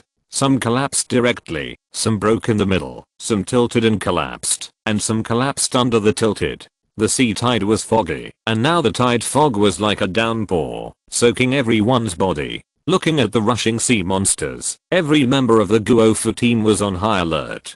Jiang Yu stood on the edge of the building, watching the torrents rushing from under the house, and his heart was beating at any time. She said with some fear, "These buildings are specially reinforced to prevent moisture, but so many of them were washed away. Our range of activities has been reduced all of a sudden." Woo wow at this moment, a baby's cry came from below, mixed with anxiety about the coming of the tide. Damn, whose child was washed into the waves? Zhao Mannian also heard it and shouted immediately, "Go and save him." Nanrong didn't think too much, and immediately prepared to jump to the building next to her. However, at the same time, she was hugged by Tang Mao. Before Nanrong could scream, Tang Mao said, "That is the white weeping demon, not a baby." As he said that, Tang Mao struck down with thunder. Boom boom, feeling the terrifying thunder coming down, the disguised white weeping demon suddenly exploded from the sleeping bag, but the moment it jumped out of the sky, it was directly killed on the spot by Tang Mao's thunder. Seeing this scene, Nanrong, who was still struggling, was stunned and she was a little scared. It was true that she wanted to score points, but she didn't want to die. The reason why Tang Mao saved her was that he didn't want Muningsu, that silly woman, to take risks again. After Tang Mao solved a white weeping monster, Nanrong said shyly, "Can you let me go?" Hearing this, Tang Mao nodded, and then threw her aside. There was really no feeling of sympathy for women. Even to Nanrong, this man was not a gentleman at all. Saving her might be kind, but pushing her away after touching her, isn't that too bad? However, she didn't say anything after all. AI Jiang then spoke again. "Everyone, pay attention, don't mess up the formation, and don't act without authorization." After all, he graduated from a military academy, and there was no pressure at all to command a team. Not long after the white weeping monster was dealt with, many creatures with fan-shaped thorn fins on their heads appeared below them. Their bodies were green, and had rough skin. Their lower bodies were similar to the white weeping monster before, in the shape of frogs. They could swim in the water and stand on the shore. They did not have the touch of the white weeping monster, but their forefoots were all gear-shaped. If the sharp serrated forefoots chopped down on people, they would definitely cut off the bones. Nanju looked at these sea monsters and said, "Those without scales should be easier to deal with." Sea monsters are also divided into levels. Even if the general level sea monsters have scales, most of them are just decorations and cannot form any defensive power. They mainly rely on skin and flesh. The bodies of the warlord level sea monsters are quite rough, with extremely strong and lumpy skin. Some parts of their bodies are often directly evolved into weapons, and their close combat ability is quite terrifying. Most of the commander level sea monsters have scales and armor, and their whole bodies are comparable to wearing metal clothes. The average level magic is completely scratching the itch, and does not pose any threat. Judging from the skin and flesh of this group of jagged green monsters, they should be a group of war general level creatures. And it is obviously not difficult for the students of the national government to deal with war general level monsters. What's more, there is Tang Mao in the team, who can be hunted by the commander, so there is naturally nothing to panic. However, before everyone can show a relaxed look on their faces, more heads popped out of the sea water on this wide street. Because they have thorns on their heads, they look like sea urchins floating on the sea, and the thorns are almost covering the whole wide street. This wide street is guarded by their team. As these thorns become more and more dense, everyone's mood becomes heavy. After all, even Tang Mao does not mean that he is invincible. In the face of absolute numbers, how much can his destructive magic solve? If you're listening to this novel on a channel other than Fanfic World, it means they downloaded and uploaded it without effort. We cordially invite you to visit our channel, Mundo Fanfic Novelos. There you'll find the original version of this story and you can explore many other novels of various genres. We're waiting for you to immerse yourself in a world of incredible novels. Chapter 213. Being Surrounded? A Small Scene. Wow. Wow. Wow. The sawtooth green monsters, with their amazing jumping ability, rushed out of the water. They climbed on the narrow balconies of the buildings. These balconies were originally for the mages to rest, but now they were all occupied by these ferocious monsters with sawtooth hands. Their grey eyes were staring with death, full of desire for fighting. Form a formation. Nanju saw the sea monsters actively attacking and hurriedly shouted. The team members immediately dispersed to the rooftops of several other buildings, not too far away from each other, and at the same time there was enough space for fighting. The wide street is about 500 meters long. The distance between buildings in the same row is only about 10 to 3 meters, and the distance between streets is about 40 meters. Now, whether it is the narrow road between buildings in the same row or the wide road that forms a street, it has been filled with seawater and submerged to a height of about 8 meters, and the seawater is still spreading upwards. The sawtooth green monsters are amphibious, and they can even climb directly to the rooftops to fight humans. After the formation was set, Jiang Yu, the demon encyclopedia, immediately said, the sawtooth green monster is good at close combat and likes to dismember. It is not poisonous, but you need to be careful of the fan-shaped sea urchin spines on its head, which have the effect of paralyzing human nerves. Once stabbed, the body will be unable to move. AI Jiang looked around and roughly remembered the number of sawtooth green monsters that climbed up. Then he said, what kind of magic do they know? Jiang Yu responded, they can walk on water and spit water. At this time, Nanju said, a total of 37 have come up, and their current location is unknown underwater.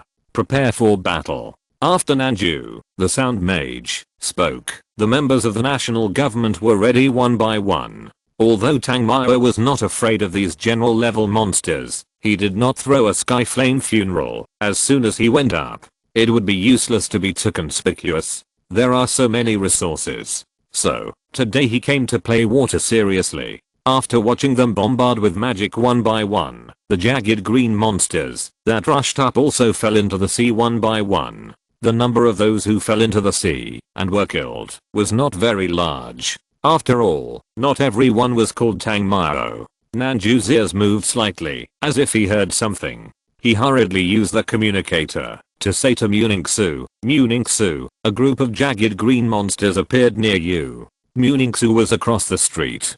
She was the only one in her position, and she seemed to be surrounded by those jagged green monsters. Frost formed on the floor, and a thin layer of ice covered the rooftop. When Muningsu released the elementary magic, she could hardly see any spells or drawings. The ice body could cover it in a moment, and the strength and area of the coverage were even greater than those of ordinary ice mages. After hearing what Nanju said, Tang Mao rushed here in an instant. However, after seeing that she was more than enough to deal with it, he just symbolically made a few moves. Seeing that she was not in any danger, Tang Mao watched leisurely from the side. Muningsu was naturally aware of Tang Mao's presence, but she didn't want to provoke this man. Immersed in killing monsters, Tang Mao suddenly realized something after watching her kill a group of monsters. Then he came to Muningsu without saying anything, pulled her into his arms, and moved towards Nanju. At the same time, Tang Mao said to everyone, we are surrounded, shrink the formation. Hearing this, everyone was stunned. Obviously, many sea monsters had been killed. Why are they still surrounded? Muningsu, who was about to reprimand Tang Mao, said after hearing what he said, put me down, I can. Bang. Before Muningsu finished speaking, more than 10 sawtooth green monsters suddenly appeared behind her. After they appeared again, they sprayed water one after another, but before they could get close to Tang Mao, they were frozen into icicles and scattered. At the same time, Nanju also said with a serious expression, we are surrounded, don't panic. She was actually a little confused. Why didn't she, a sound mage, feel it? But Tang Mao noticed it. However, it was obviously not the time to think about this. At this time, Tang Mao had already brought Muningsu to the team members, and the sawtooth green monsters also jumped out of the sea one by one and climbed on the tall buildings nearby. Damn. Why are there so many? Zhao Manan looked at the surrounding buildings with a surprised face. There were nearly 300 sawtooth green monsters, and couldn't help but exclaimed, "You know, these are all general level monsters. Even if it is easy for them to deal with general level monsters, 300 of them at once is really a bit creepy. Moreover, these are the ones in the water that have not appeared." Jiang Yu turned back weakly and said, "Tang Mao, can you handle it?" Small scene. Tang Mao waved his hand and said nonchalantly, after experiencing the catastrophe of the ancient capital, for Tang Mao, as long as it is not a large number of commander level monsters, it is not a big scene. Muting Ying next to her curled her lips and said, "You are a high level mage, so you are not afraid, but we are still mid-level." Hearing this, Tang Mao retorted, "From what you said, just based on your small airport, which is still round, can dad let you die?" You Muting Ying heard this and was angry. But could she fight back? She couldn't fight back against this hooligan at all. In the end, she could only humph and look away. While Tang Mao was talking nonsense with her, he was already connecting the constellations. This kind of dirty talk came out almost as soon as he opened his mouth, without any distraction. Ice crystal spears. After completing the ice attribute constellation, Tang Mao jumped up and then spun in the air, and spears flew out one by one. Puff, puff, pa, pa. In 3 consecutive rounds, thousands of ice crystal spears flew out. In this round of sweeping, at least more than 100 sawtooth green monsters were pierced through the chest and died directly. Even if the rest did not die, many were frozen. The tide below was also directly frozen into a channel, almost covering their entire block. Although it was not the first time to see Tang Mao's abnormality, he solved more than 100 monsters with one move, and froze dozens of general level monsters. The shock to them was really huge. Even Muting Ying, the proud little hoof who had just been confronted, was full of shock at this moment. "Don't stand there, the remaining more than 100 are left to you." After Tang Mao collected a wave of residual souls into spirits, he was not ready to make any more moves, because he sensed that the sawtooth green monsters had begun to retreat and leave where the tide was frozen, and there were only more than 100 left on the ice. Although there were still a lot of them, they were the national team after all, and they still had the strength to fight. For a while, ice locks, fiery fists, wind discs, one after another lethal magic were constantly blasted out, and the sawtooth green monster that had survived was already slowed down by being frozen, and now it was a complete sitting duck. When they were killing the monsters, the little Yanji in the contract space also ran out. It was a rare opportunity to have an actual fight, and the little Yanji was very excited. After all, Tang Mao usually dealt with those she couldn't beat, and she had no sense of existence at all. Chapter 214. Ebb Tide. Originally, the Guofu team had no pressure when encountering these things. Now with the help of Zhao Yanji, the Queen of Fire, it was even more relaxed. Zhao Yanji is indeed worthy of being the darling of the element. Although her flame is not as powerful as the Bloluin fire, the power of the Jian is not weak at all. With one fireball, even if several sawtooth green monsters spit water together, they can't put out the fire at all. Of course, after being hit by the water column, the damage is naturally reduced. One fireball only injured several sawtooth green monsters. After seeing this scene, Zhao Yanji pouted her lips in anger, and then she condensed fireballs again, and began to bombard the sawtooth green monster continuously. Zhao Yanji is the darling of the fire element, so fireballs naturally come at her fingertips. Boom. Boom. Originally, Zhao Yanji's bombing was not very powerful, and the others didn't feel anything. But the next scene suddenly made the team members feel that they might not be as good as a summoned beast. Question mark? Little Yanji showed her power and killed more than 10 monsters in a short time. After seeing this situation, the members of the national government team were like chicken blood and started to kill monsters in seconds. There was no other way. If you want resources, you have to do this. You know, there is a notary here. With AI Jiang2's character, whoever has made great efforts will be reported truthfully. When the resources are finally divided, they may get nothing, based on the current situation. Although the family behind them is very powerful, since it is a family, naturally there will not be only a few disciples like them. There are really too many young descendants for a family to support. Therefore, the resources obtained by the members of the national government are also very important. Of course, for people like Zhao Manan who only have money left in their family, it is naturally different. He originally spent money to get in, and continuing to mix is nothing more than spending money. The Zhao family can still support the matter of spending money to buy glory. The breath of the explosion of magic element continued to emanate here. After the surviving sawtoothed green monster was solved, the lower ice layer has broken, and the second wave of sawtoothed green monsters also rushed up one by one. Although the number was not large this time, there were still nearly 50 of them. Although this number had shrunk by half compared to before. However, they had already fought a battle, and this half of the demons was undoubtedly a huge pressure.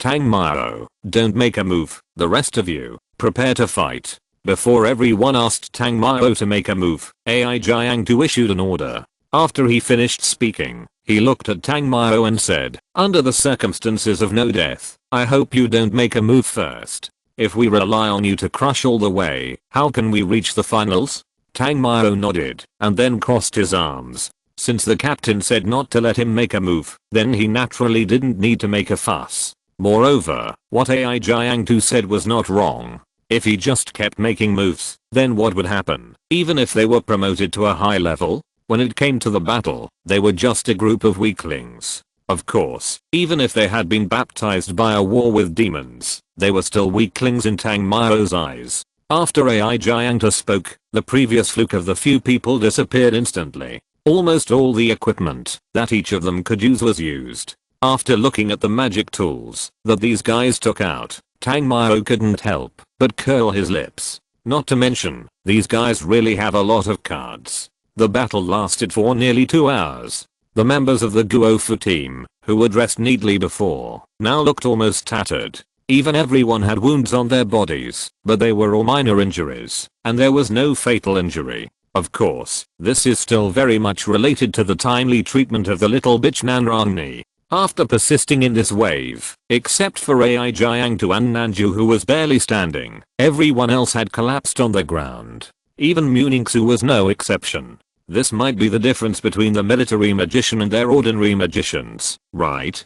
Tang Mao looked around and found that the seawater had begun to recede. All the places that were previously submerged were exposed, revealing a height of 2 or 3 meters. In this way, the area where the sea monster can move is gradually compressed, and the battle will slowly come to an end. The tide gradually receded, and the remains of buildings scattered on the streets were also exposed. It was impossible to count how many sea monsters had not been killed, but they had all left one after another with the tide. Without the sea water as their solid backing, their mortality rate would increase greatly, and their strength would be greatly reduced. There was no need to entangle them anymore. The drainage system of Donghae City was also incredibly strong. Originally, a flooded city like this would take at least 1 or 2 days to drain all the water. But once the tide receded to the low embankment, only some shallow water could be seen in the originally wet Donghae City. It felt like it had just rained, and it was not flooded to a height of 10 meters. The blocks were destroyed quickly and rebuilt quickly. Once it entered the non-wartime, military mages would immediately appear along the low embankment to guard against some sea monsters to kill back, and the cleaning team made rapid progress. Not only did they clean up all the ruins before dark, but they also took away all the bodies of the sea monsters. The corpses of demons are the wealth of mankind. After all, most of the territory outside the city is occupied by demons. They have far more resources than humans. They absorb these energies to realize the strength of their flesh, which means that their corpses are rich in the essence of nature. In addition to the energy magic stones mined from nature, the driving force of human magic civilization all over the world comes more from demons. The demons themselves are mobile mines that absorb countless energies. All the corpses belong to the district owner, and someone will count how many demons each district team has killed. As for the national government team, they don't care about this issue very much. They just want to go back to their residence, take a hot bath, and then have a good sleep on the dry and comfortable big bed. Of course, Tang Mao is an exception. When the sea monster began to retreat, he left here. In such a big battle, there must be many wizards who were killed and injured. However, there will definitely be more demons who were killed and injured. What he has to do now is to collect a wave of residual souls. If you are lucky, it is not impossible to pick up a spirit. There is no way. Tang Mao needs money more than anyone else. If he doesn't rob the loot and only relies on the government's resources, it will be useless. Chapter 215. I have been craving you for a long time.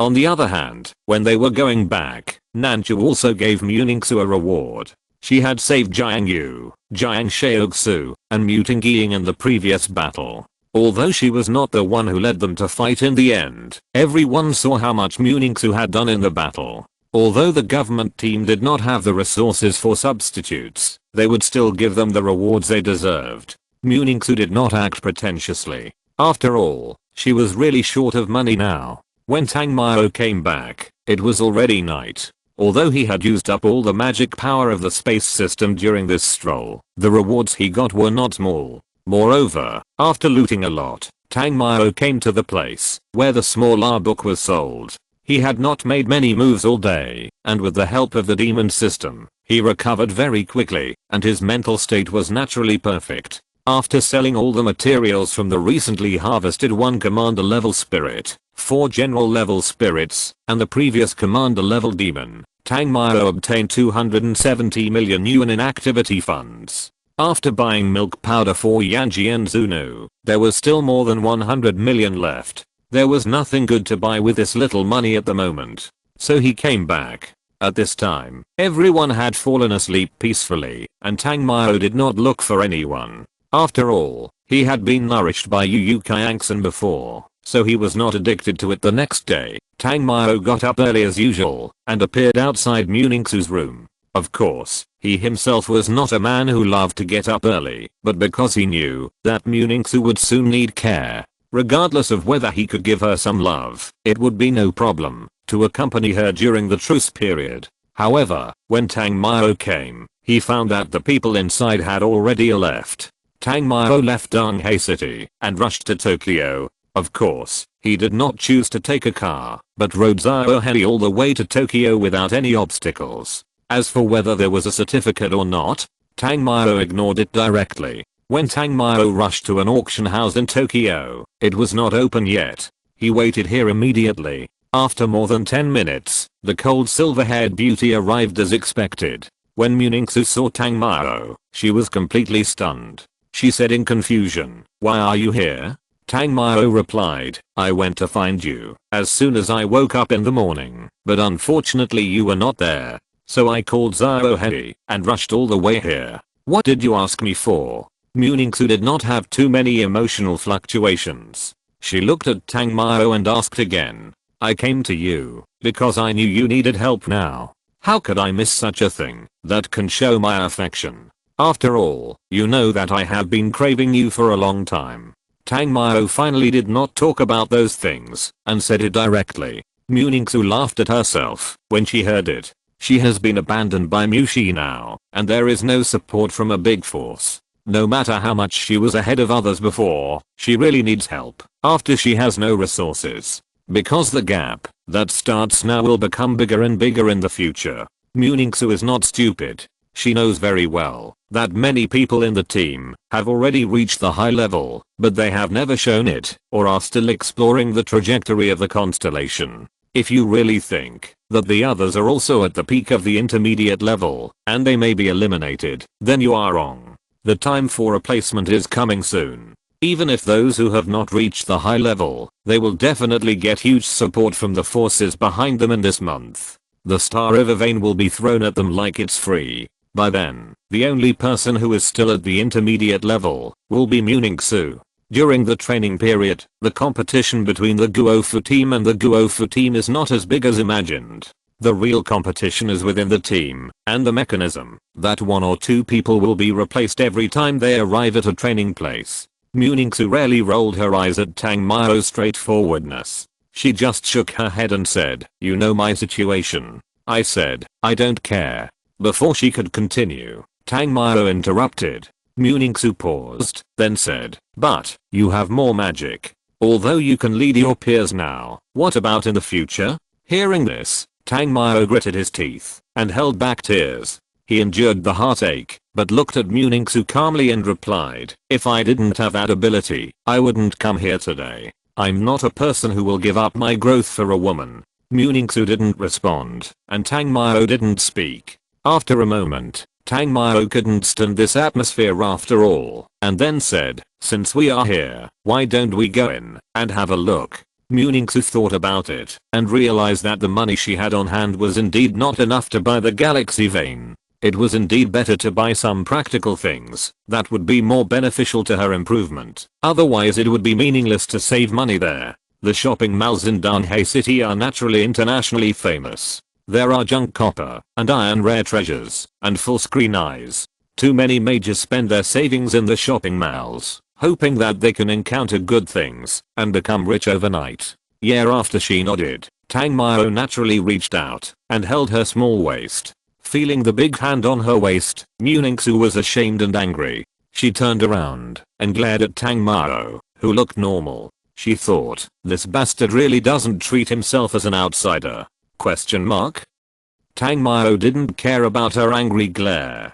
Muningsu naturally wouldn't let him get close to her like this. But just when she was about to refuse, Tang Mao suddenly approached and said, "If you don't let me hold you, then I will kiss you here until you agree." As he said that, Tang Mao licked his lips, as if he saw something delicious. Muningsu gritted her teeth in anger, but she finally compromised, because she never thought that this bastard was just talking. As for the image of the first time he saved her, this man threw it all aside when they met for the second time. It can be said that he is a typical shameless person. But although this man is shameless, Muningsu has never really cared about saving her several times. After all, it was unrealistic to really care about never seeing each other again. It was like the terrifying backlash of the bow as soon as she used it, which made her feel like she would never see the sun the next day. It was like when the Guofu team members gathered to leave, Muningsu fought for a substitute position, but if Tang Mao hadn't been in the team, she might have turned into an ice sculpture on the way, right? Chapter 216. Throw money at it. There is no point in decorating the magic market with splendid decorations. Everyone knows that many of the things in the market have been recycled and recycled. The value contained in them needs to be discovered by the discerning mages themselves. Good things will be snapped up by people at street stalls, but no one will buy scrap copper and rotten iron, no matter how well decorated. After every war, the Dunhai City market will be particularly lively. Many things that have not been truly identified and studied are thrown here at once and put at a street stall price. If you grab them and put them in the auction for identification, you will make a fortune directly if they are real treasures. Of course, Tang Mao naturally does not have this vision, so when he came in, he had no intention of buying anything. He just simply strolled around. Muningsu did buy some things, but there was no accident, and it was certain that she would lose a lot of money. Although Muningsu felt a little bit reluctant about this, she didn't care too much. But when she thought of the bastard next to her who kept taking advantage of her, she almost stuck to her all the way. After not buying a single item, she couldn't help feeling a little unbalanced. Muningsu looked back at Tang Mao and asked, "Don't you want to buy anything?" Tang Mao was always sticking to her. When she turned her head, the distance between them was less than 3 centimeters. The faint fragrance came to her face. Tang Mao was stunned for more than 10 seconds, until Muningsu turned her head. He responded, "What is there to buy? I don't know the goods. If I buy it, I will lose money like you." After saying this, Muningsu was even more upset. I always felt that she was like a fool. And Tang Mao, why did he drag me in to go shopping? It was completely to take advantage of me. It's okay. It's a blessing to suffer a loss. Tang Mao smiled and then said, "Dong Hai City, that's a big seafood market, so many sea monster corpses, exquisite meat. How about I take you to eat delicious food?" Muningsu was stunned and then shook her head with a little disgust. "Sea monsters, can you eat them?"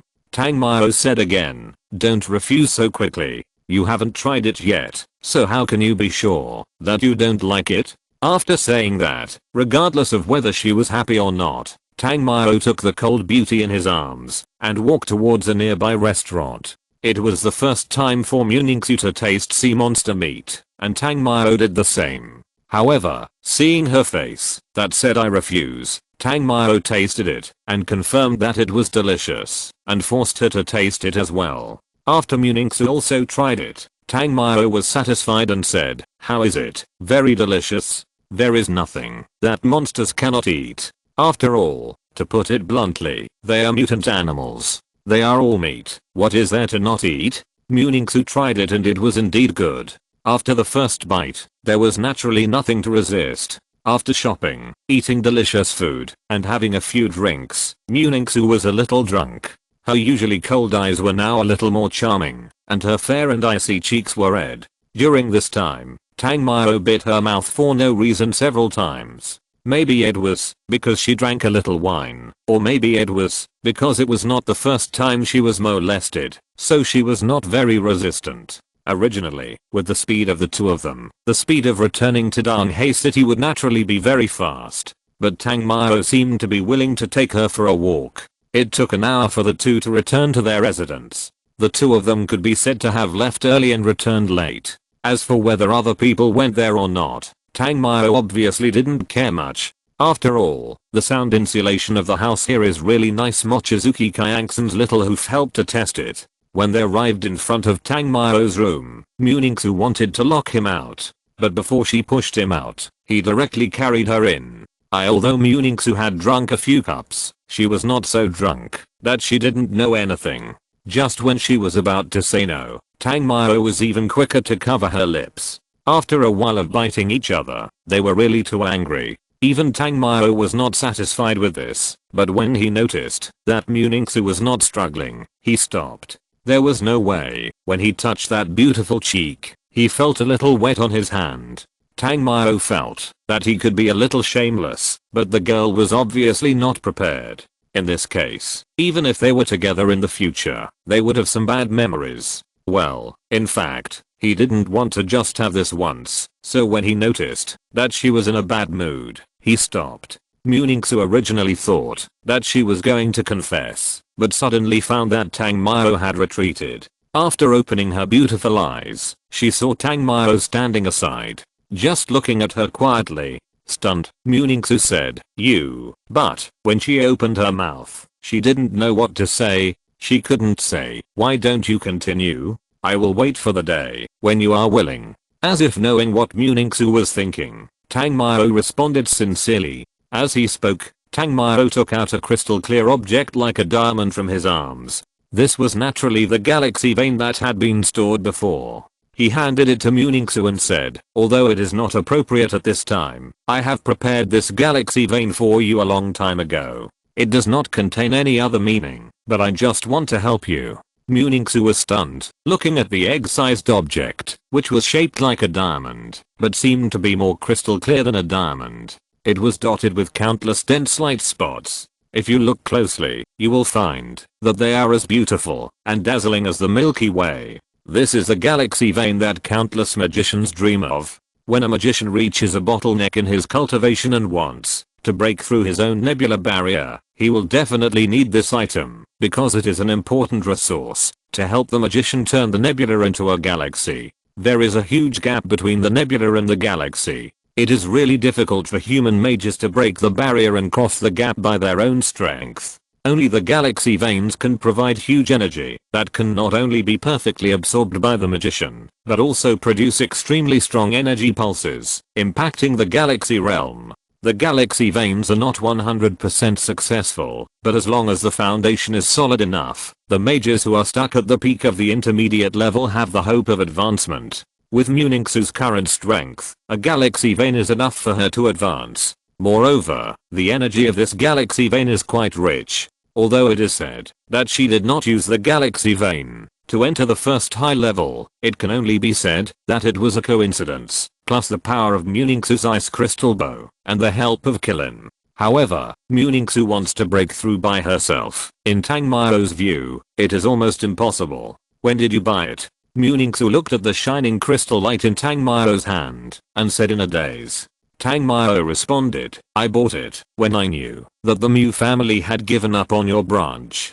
Although Tang Mao had just gone too far, Muningsu would be deceiving herself if she said she had no emotion after hearing what he said. Such a large family, a huge family maintained by blood, could be said to have ignored her because of the galaxy vein, but this man could put it in front of her. Muningsu could not have imagined that he actually knew what she needed most. Muningsu was silent for a moment, with a flicker in her eyes, but still refused. I have made my own plans, so.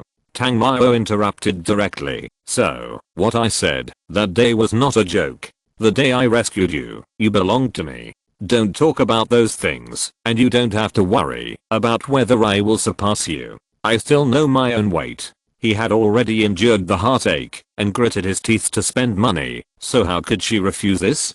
Doesn't Mr. Tang have any face? Moreover, the most important thing is that if this girl drags on for a while, Tang Mao feels that he will regret it. After all, it is more than 100 million. Even for Tang Yu, he has never spent such a large sum of money. However, for the beauty of Leng Miran, Tang Mao feels that it is worth it to lick her once. Of course, it will never happen to him that he has nothing, and he is not a brainless person. As long as Muningsu accepts it today, can she still run away? Muningsu originally wanted to refuse, but Tang Mao turned around and left the room. After leaving the galaxy vein. Chapter 217. She accepted it? Watching Tang Mao leave, Muningsu was stunned. She wanted to send Tang Mao back to the galaxy vein. Sitting on the edge of the bed, Muningsu couldn't help but lower her eyes and look at herself. She was able to maintain a calm attitude just now, but for some reason, she felt particularly uncomfortable when she stayed in the room alone.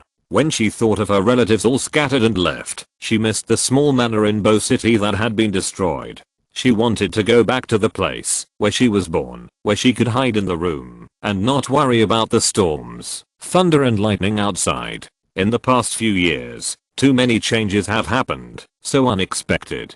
Cousin Kei Tang died in the Bo City disaster. Yuang was a member of the Black Church, and even her uncle Mu he was the leader of the Black Church. Overnight, all her relatives were imprisoned and investigated. Even if they were cleared of all charges, they would still be insulted. At this moment, a musical ringing sound came from the phone. Hello, Ningsu. Are you okay now? Mu Zoyan's voice came from the phone. Very good. What's wrong? Muningsu tried her best to keep her voice calm, as if nothing had happened. There was silence on the other end of the phone for a moment, and then Mu Zoyan's voice sounded again. Do you think there is still hope to stay in the national government team? Muningsu knew that if she didn't use this Star River vein, she would definitely not be able to stay. However, listening to Mu Zoyan's tone, she couldn't tell the truth. I don't know either. Oh, if you can stay, it's good. If not, don't be too sad, it's reasonable. By the way, if you want to return to China, try to come back with your mentors. Otherwise if you take a plane by yourself, there may be some problems with the identity check. Mu Zoyan's intermittent voice came again. In fact, Mu Zoyan knew that without the huge support of the Mu family, Muningsu would definitely be eliminated after this experience. Although Muningsu's strength is very strong among her peers, once the other party crosses to a high level, the gap between them will not be a little bit. Without any support, how could Muningsu continue to walk? What happened? Muningsu could hear the strange tone of Mu Zoyan's voice, and couldn't help asking. Nothing. If you are eliminated, then come back, and talk about it. Muningsu could hear that Mu Zoyan's tone at this time was mixed with great pain. She immediately said, tell me now. Well, you can use your mother's last name in the future, which is also quite good. After another silence, Mu Zoyan said with some difficulty. Muningsu was stunned for a moment, almost subconsciously wanting to ask why, but she quickly came to her senses and was so bitter that she couldn't speak. Has it come to this? Question mark. Even the last name has to be changed. What about you?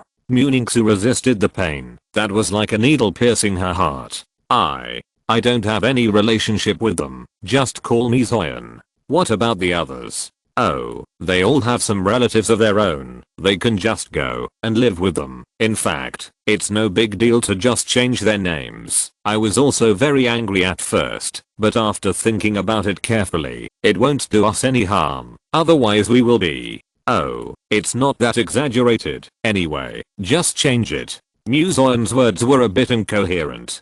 In fact, for a man who was nearly 50 years old, changing his surname was an extremely shameful thing, and he had to tell his relatives about it one by one.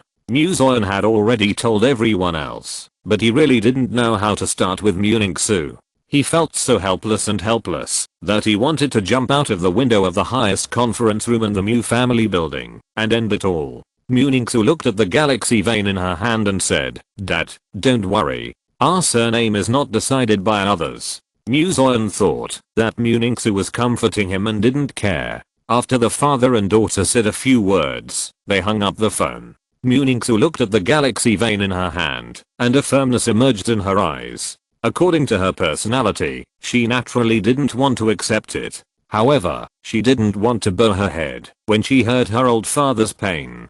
"Tangmao, I will give it back to you." After mumbling in her heart, Muningsu began to practice. On the other side, Tangmao left Muningsu's room and went back to take a shower. Because of the burning feeling in his heart and the previous things, he couldn't sleep and came to the streets of Donghae City for a stroll. He could have pushed Muningsu just now, but he also knew that, if he really did that, Muningsu would probably become a woman he could never get in this life. As for the galaxy vein that was given away, although it was painful at first, after all, more than 100 million was spent on an unknown number.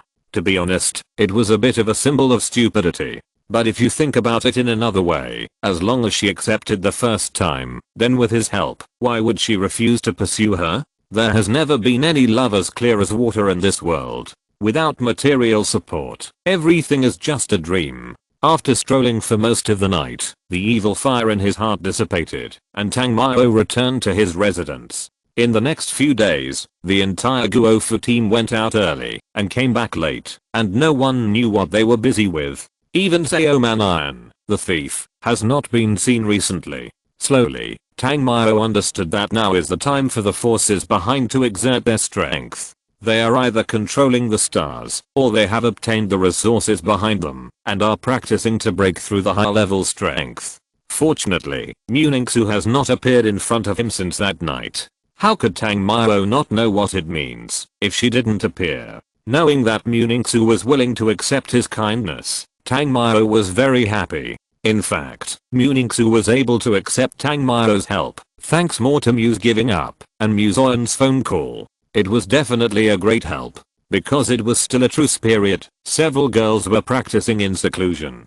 Tangmao had nothing to do, so he began to practice his wind magic. As early as when he awakened, Tangmao discovered the difference in his wind system, especially when he was demonized. The power of the wind tornado was almost the same as that of the fire system with soul fire. If it weren't for the relationship between Yanji and Zhaohei, Tangmao's main choice for meditation would naturally be this wind system.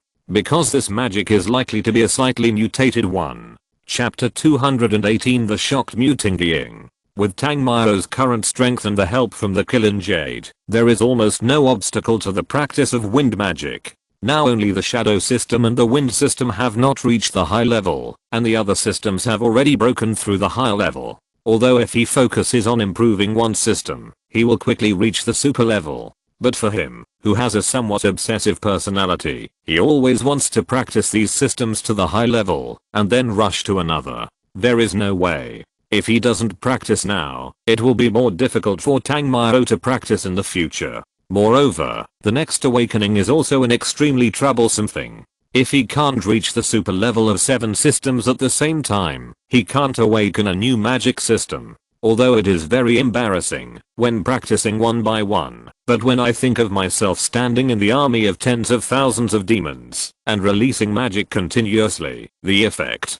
TSK is exciting to think about it. Moreover, no matter which system, it has different effects. Although it can't be felt at the initial and intermediate levels. But once it is promoted to a high level, it will be different. The bonus to oneself is also a horror that cannot be described in words. The time of practicing with head covered always passes very quickly. The second high tide has come again. A cool breeze blew in from the window. Mutingying was wearing a simple suspended dress in the house.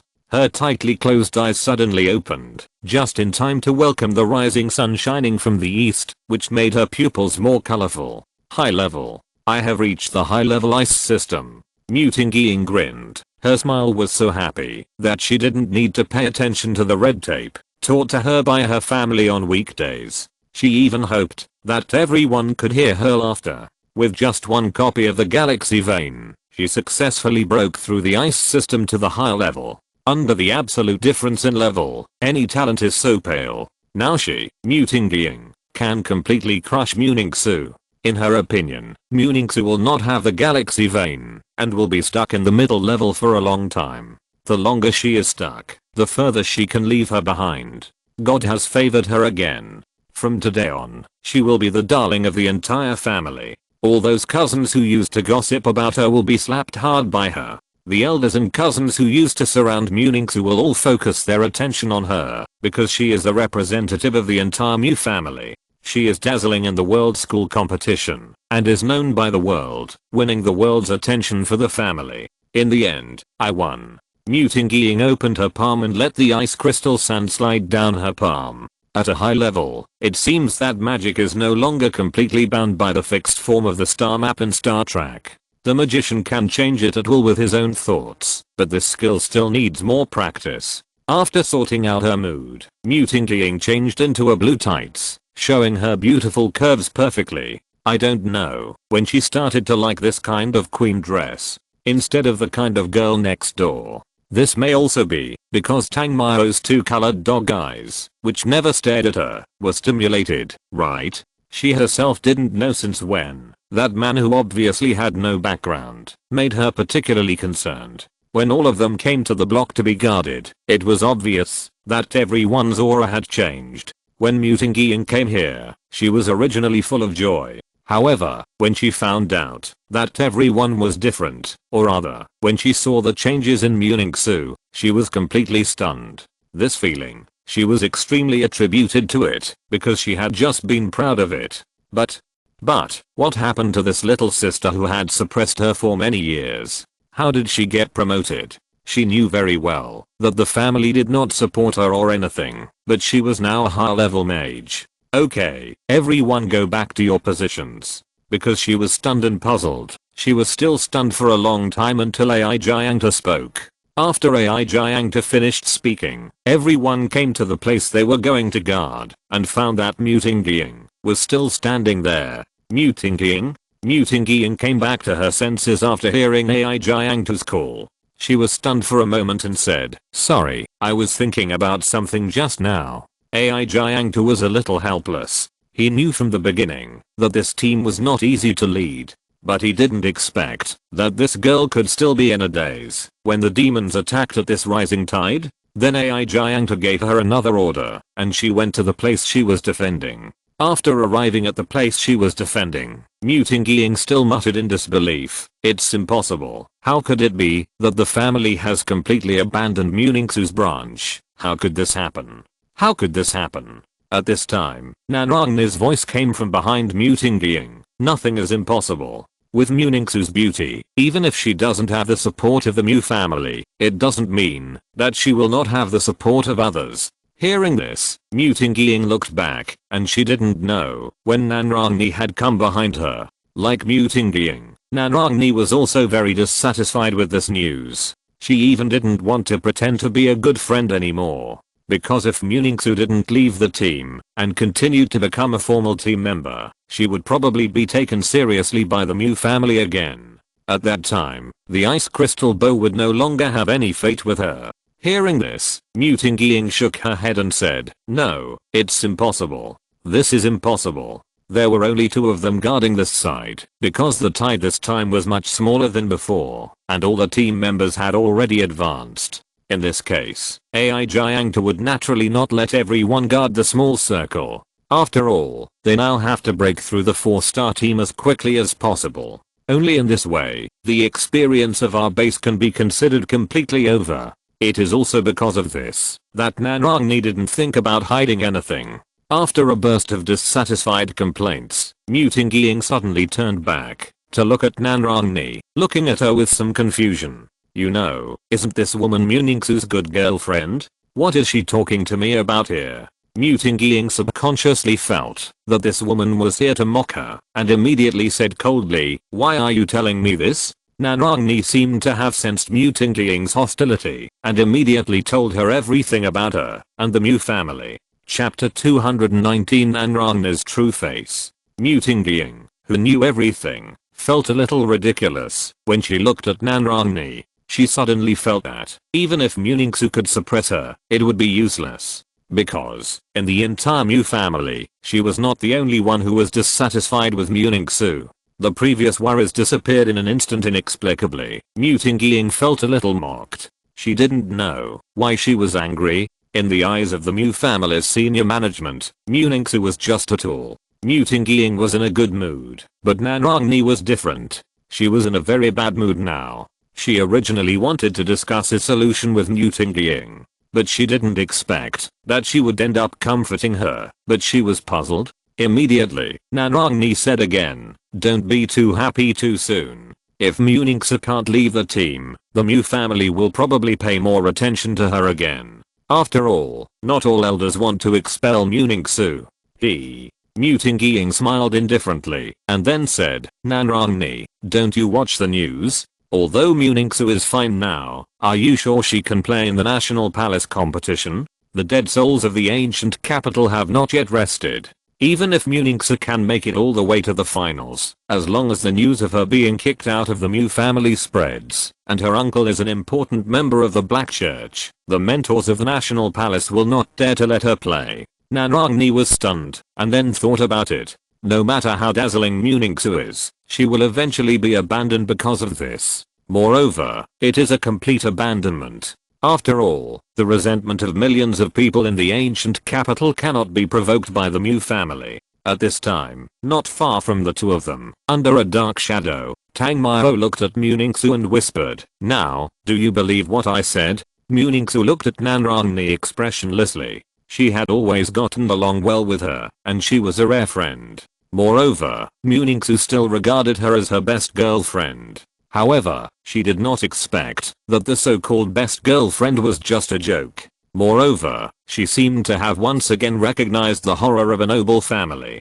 "Let's go." Muningsu was very tired at the moment, and she wanted to find a place to be alone. Tang Mao paused and said in confusion, "You have witnessed the disgusting face of this woman. Aren't you going to go up and beat her to relieve your anger?" Muningsu obviously didn't have this idea and shook her head. "What's the use? And the sea monster is coming." Seeing that Muningsu didn't mean to care, he naturally didn't bother to catch the rat with the dog. Moreover, he was originally here to admire Muting Ying's tights. When he noticed Nanrangni coming over, Tang Mao went back and pulled Muningsu over. Some things are better for her to know. However, in Tang Mao's opinion, if he encountered such a thing, he would have to go up and give Nanrangni a full output. But Muningsu didn't do that. The sea monsters attacked quickly. Although the tide was not so serious this time, there were many types, such as the white weeping monster, the saw-toothed green monster, and the sea python.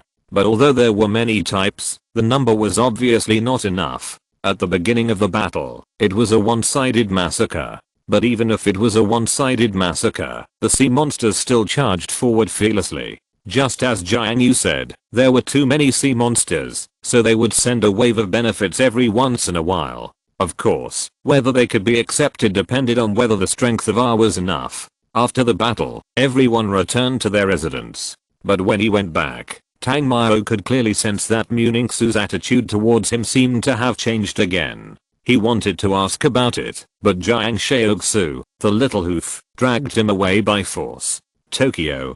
Tang Mao held Jiang Fox's waist and said with a full mouth, "You little hoof, what are you going to do with me? I tell you, I won't give you the chance to get me." Jiang Shaoxu turned back and smiled. "Then is it really okay for you to take advantage of me like this? I'm afraid that, if I refuse you too much, you will be upset."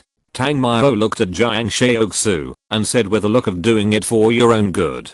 Jiang Shaoxu heard it and said, "Pup." When he went to guard the block in the morning, this bastard was almost sticking his eyes to Muting Ying because she was wearing a tight outfit. So, after taking a beautiful bath at night, Jiang Shaoxu dressed up in a kimono, coupled with a beautiful bird song. It was simply charming. Tang Mao comforted himself that he couldn't eat or touch it, otherwise it would affect the future. However, along the way, Jiang Shaoxu almost dragged him into the nearby alley several times. However, Jiang Shaoxu easily resolved each time. Jiang Shaoxu was not Mochizuki Kyanksen. Although she was a bit of a fox, she would never give him away for free. She could allow Tang Mao to take advantage of her a little bit, like a couple kissing and hugging each other. But once she found out that something was wrong with Tang Mao, Jiang Shaoxu would ask him to marry her. Tang Mao would definitely not agree to this. Not to mention whether Tang Yu would castrate him. Even if she really agreed, what would be the attitude of Jiang Shaoxu's parents? To put it bluntly, he was a mountain villager after all, and he was obviously not a good match for her. Although Tang Mao might have thought too much, he was unwilling to try this kind of thing. He had already arrived in another world, and he was still going through a wave of things that made his father-in-law and mother-in-law like him. How could it be possible? Therefore, every time she said this, Tang Mao immediately became honest. The fox eyes turned, and Jiang Shaoxu snorted coldly, "You just want to play with me for free, you pervert. Am I that kind of person?" No matter whether it is or not, and no matter how Jiang Shaoxu sees it, this kind of thing naturally cannot be admitted. Jiang Shaoxu looked at the big shopping mall in front of him, as if he didn't hear what Tang Mao said, and pulled Tang Mao and said, "Let's go to the shopping mall, okay?" Looking at Jiang Shaoxu, who changed in less than a second, Tang Mao curled his lips and said, "Fish, do you have a dog face? You are the dog. You are. Hey, slow down." Tang Mao was about to retort, and he was pulled into the mall. Girls go shopping in the mall, nothing more than buying. This is normal, but what makes Tang Mao very helpless is that this woman didn't even pay for it herself, and squeezed herself. In a few minutes, more than 1 million was spent. After buying some clothes and snacks, the two came to a jewelry store. Seeing this, Tang Mao turned around and wanted to leave, but Jiang Shaoxu beside him directly put his arm around him. If you're listening to this novel on a channel other than Fanfic World, it means they downloaded and uploaded it without effort. We cordially invite you to visit our channel, Mundo Fanfic Novelos. There you'll find the original version of this story, and you can explore many other novels of various genres. We're waiting for you to immerse yourself in a world of incredible novels. Chapter 220, Shopping with Jiang Hili. Seeing Jiang Shaoxu's pitiful eyes, Tang Mao said with a heartbroken look, "Jiang Fox, don't go too far. I just touched you, but you've already cheated me out of more than 1 million. Jiang Shaoxu, who was just acting like a little pitiful and coquettish, turned cold when he heard this. This sudden change made Tang Mao stunned. He was sure that this sharp-tongued little hoof must be a dog.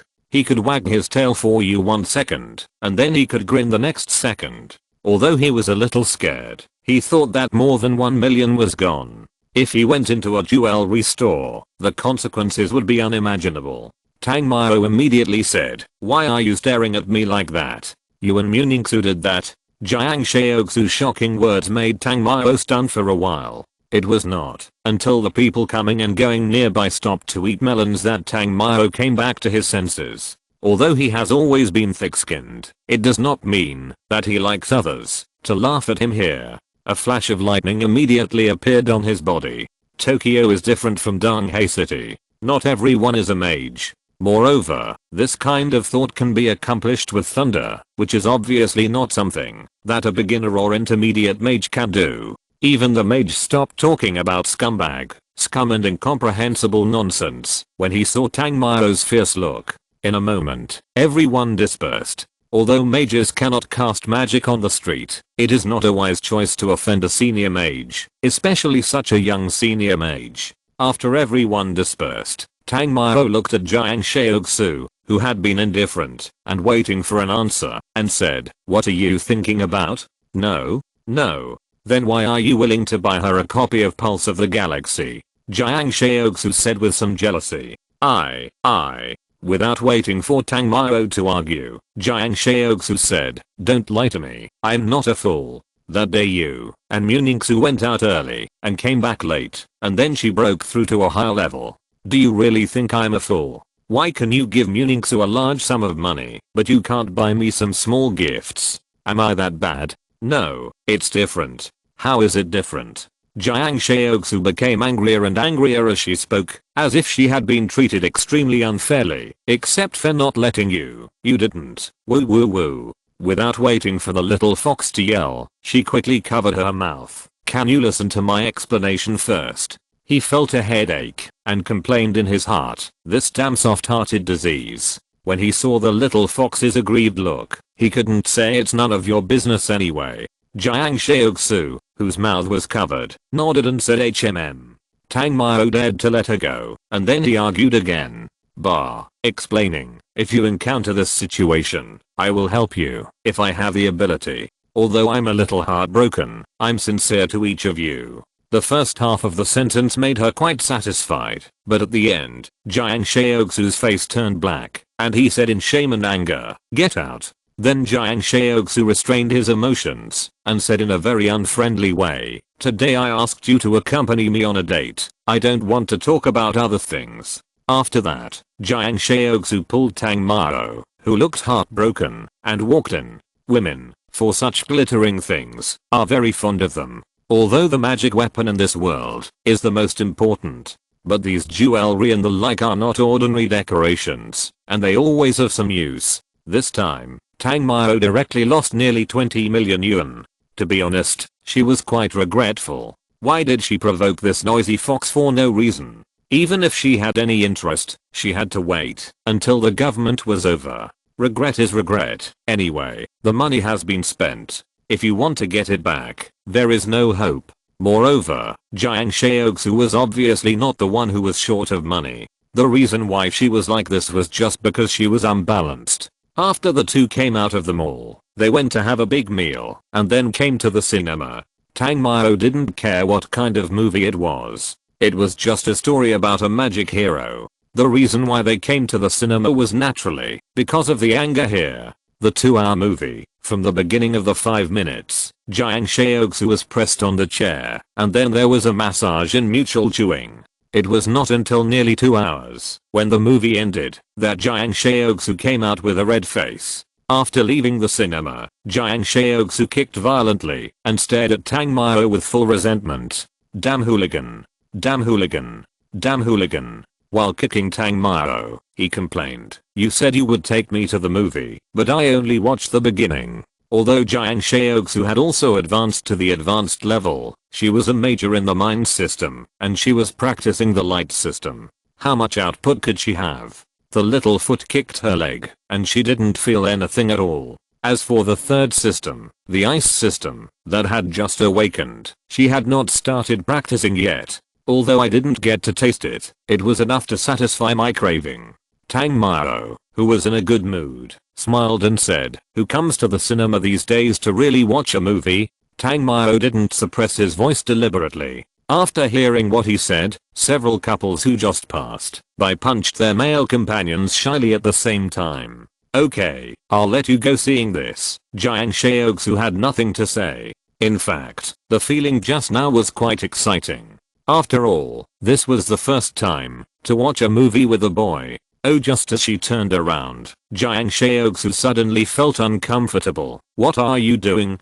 Tang Mao put his head on her little shoulder and whispered in her ear, "Fuck." After leaving the cinema, the two turned to a bar and found a corner where they didn't pay attention to sit down. One hand held the right size of the roundness while chatting with the drowsy Jiang Shaoxu. As for the other hand, it seemed to be digging the small pool. Obviously, the scale is getting bigger and bigger. Jiang Shaoxu also saw that he had spent too much today, and this bastard was typical of retaliating against him. But she was still unwilling to leave, and just huddled beside Tang Mao.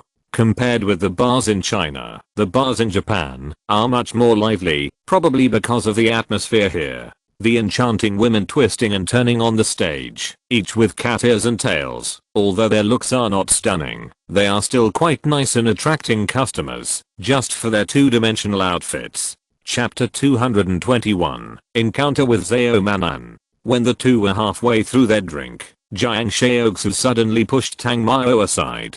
Tang Mao was not prepared for the situation, and looked at Jiang Shaoxu in confusion. After noticing the slightly sticky water drops on his fingers, he understood what was going on. At this time, Jiang Shaoxu had already stood up with a bag and left his seat. As for what he was going to do, Tang Mao had some idea in his mind, so he naturally did not ask. After Jiang Shaoxu left, Tang Mao looked around and saw a man in a booth, surrounded by girls. When he saw him, Tang Mao paused. Then he stood up and walked over. In the middle of the booth, Zhao Manan, with a blonde bun, embraced two Japanese girls, raised his glass and said, "Come and drink, those who get drunk tonight, follow me, I'll take you to have fun tomorrow." It seemed that it was because of his attractive appearance, or it might be because of the money in his pocket that attracted the girls. After he opened his mouth, the professional girls drank more happily than each other. At the moment, when he raised his glass, Tang Mao stood behind her and shouted, "Zhao Manan, you son of a bitch, why don't you call your dad to come with you when you go out to have fun?"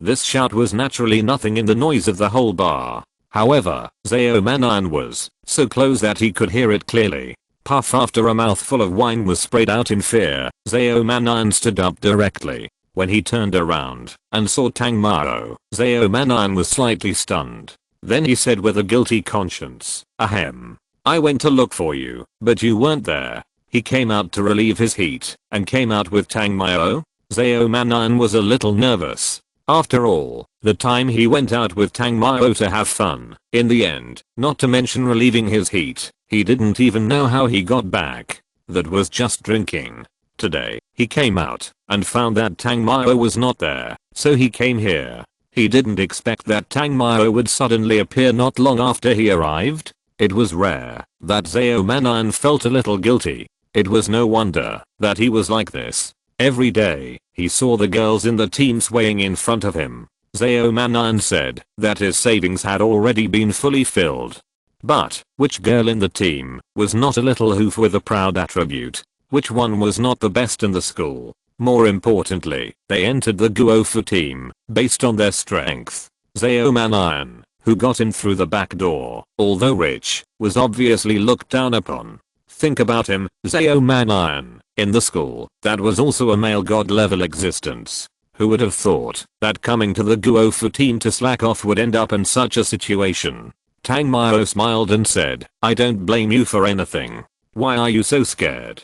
"No, Tang Mao, I really went to find you, but you were not there." Although Zhao Manan wanted to vent his anger, he was not the kind of person who would eat meat alone, so he said again. Listening to Zhao Manan's explanation, Tang Mao felt a little embarrassed. He smiled and said, "I believe you, but Jiang Huli pulled me out early in the morning." Zhao Manan paused, then looked around and said, "What, that bitch is here too?" Obviously, he didn't want Jiang Shaoxu to know about the party. After all, the bitch's mouth was really scary.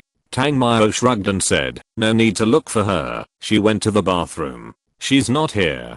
Zhao Manan was slightly relieved after hearing this, and then he asked gossipingly, "Brother, you brought Jiang Huli out to play, are you going to give up on Goddess Mu?" Tang Mao said calmly, "Don't talk nonsense, we are just friends. You are such a scumbag, I despise you," Zhao Manan said with contempt.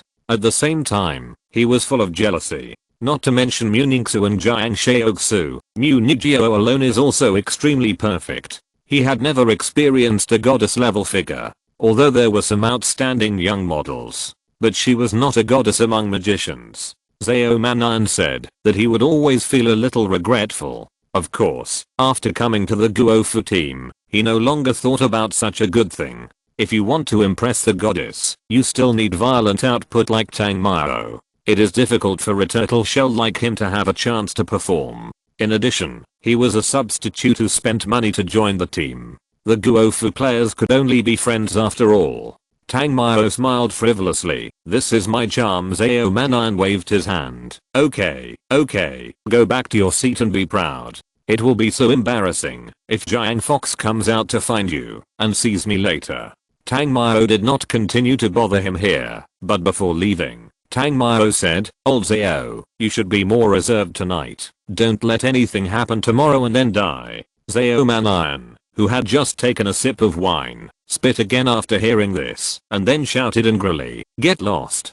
Tang Mao had already left at this time. Zhao Manan's rage was really nothing in this noisy bar. However, the happiness of rich people is really enviable. Looking at the curvy and mature girls around Zhao Manan, Tang Mao was full of envy when he thought that Zhao Manan would lie in the land of tenderness at night.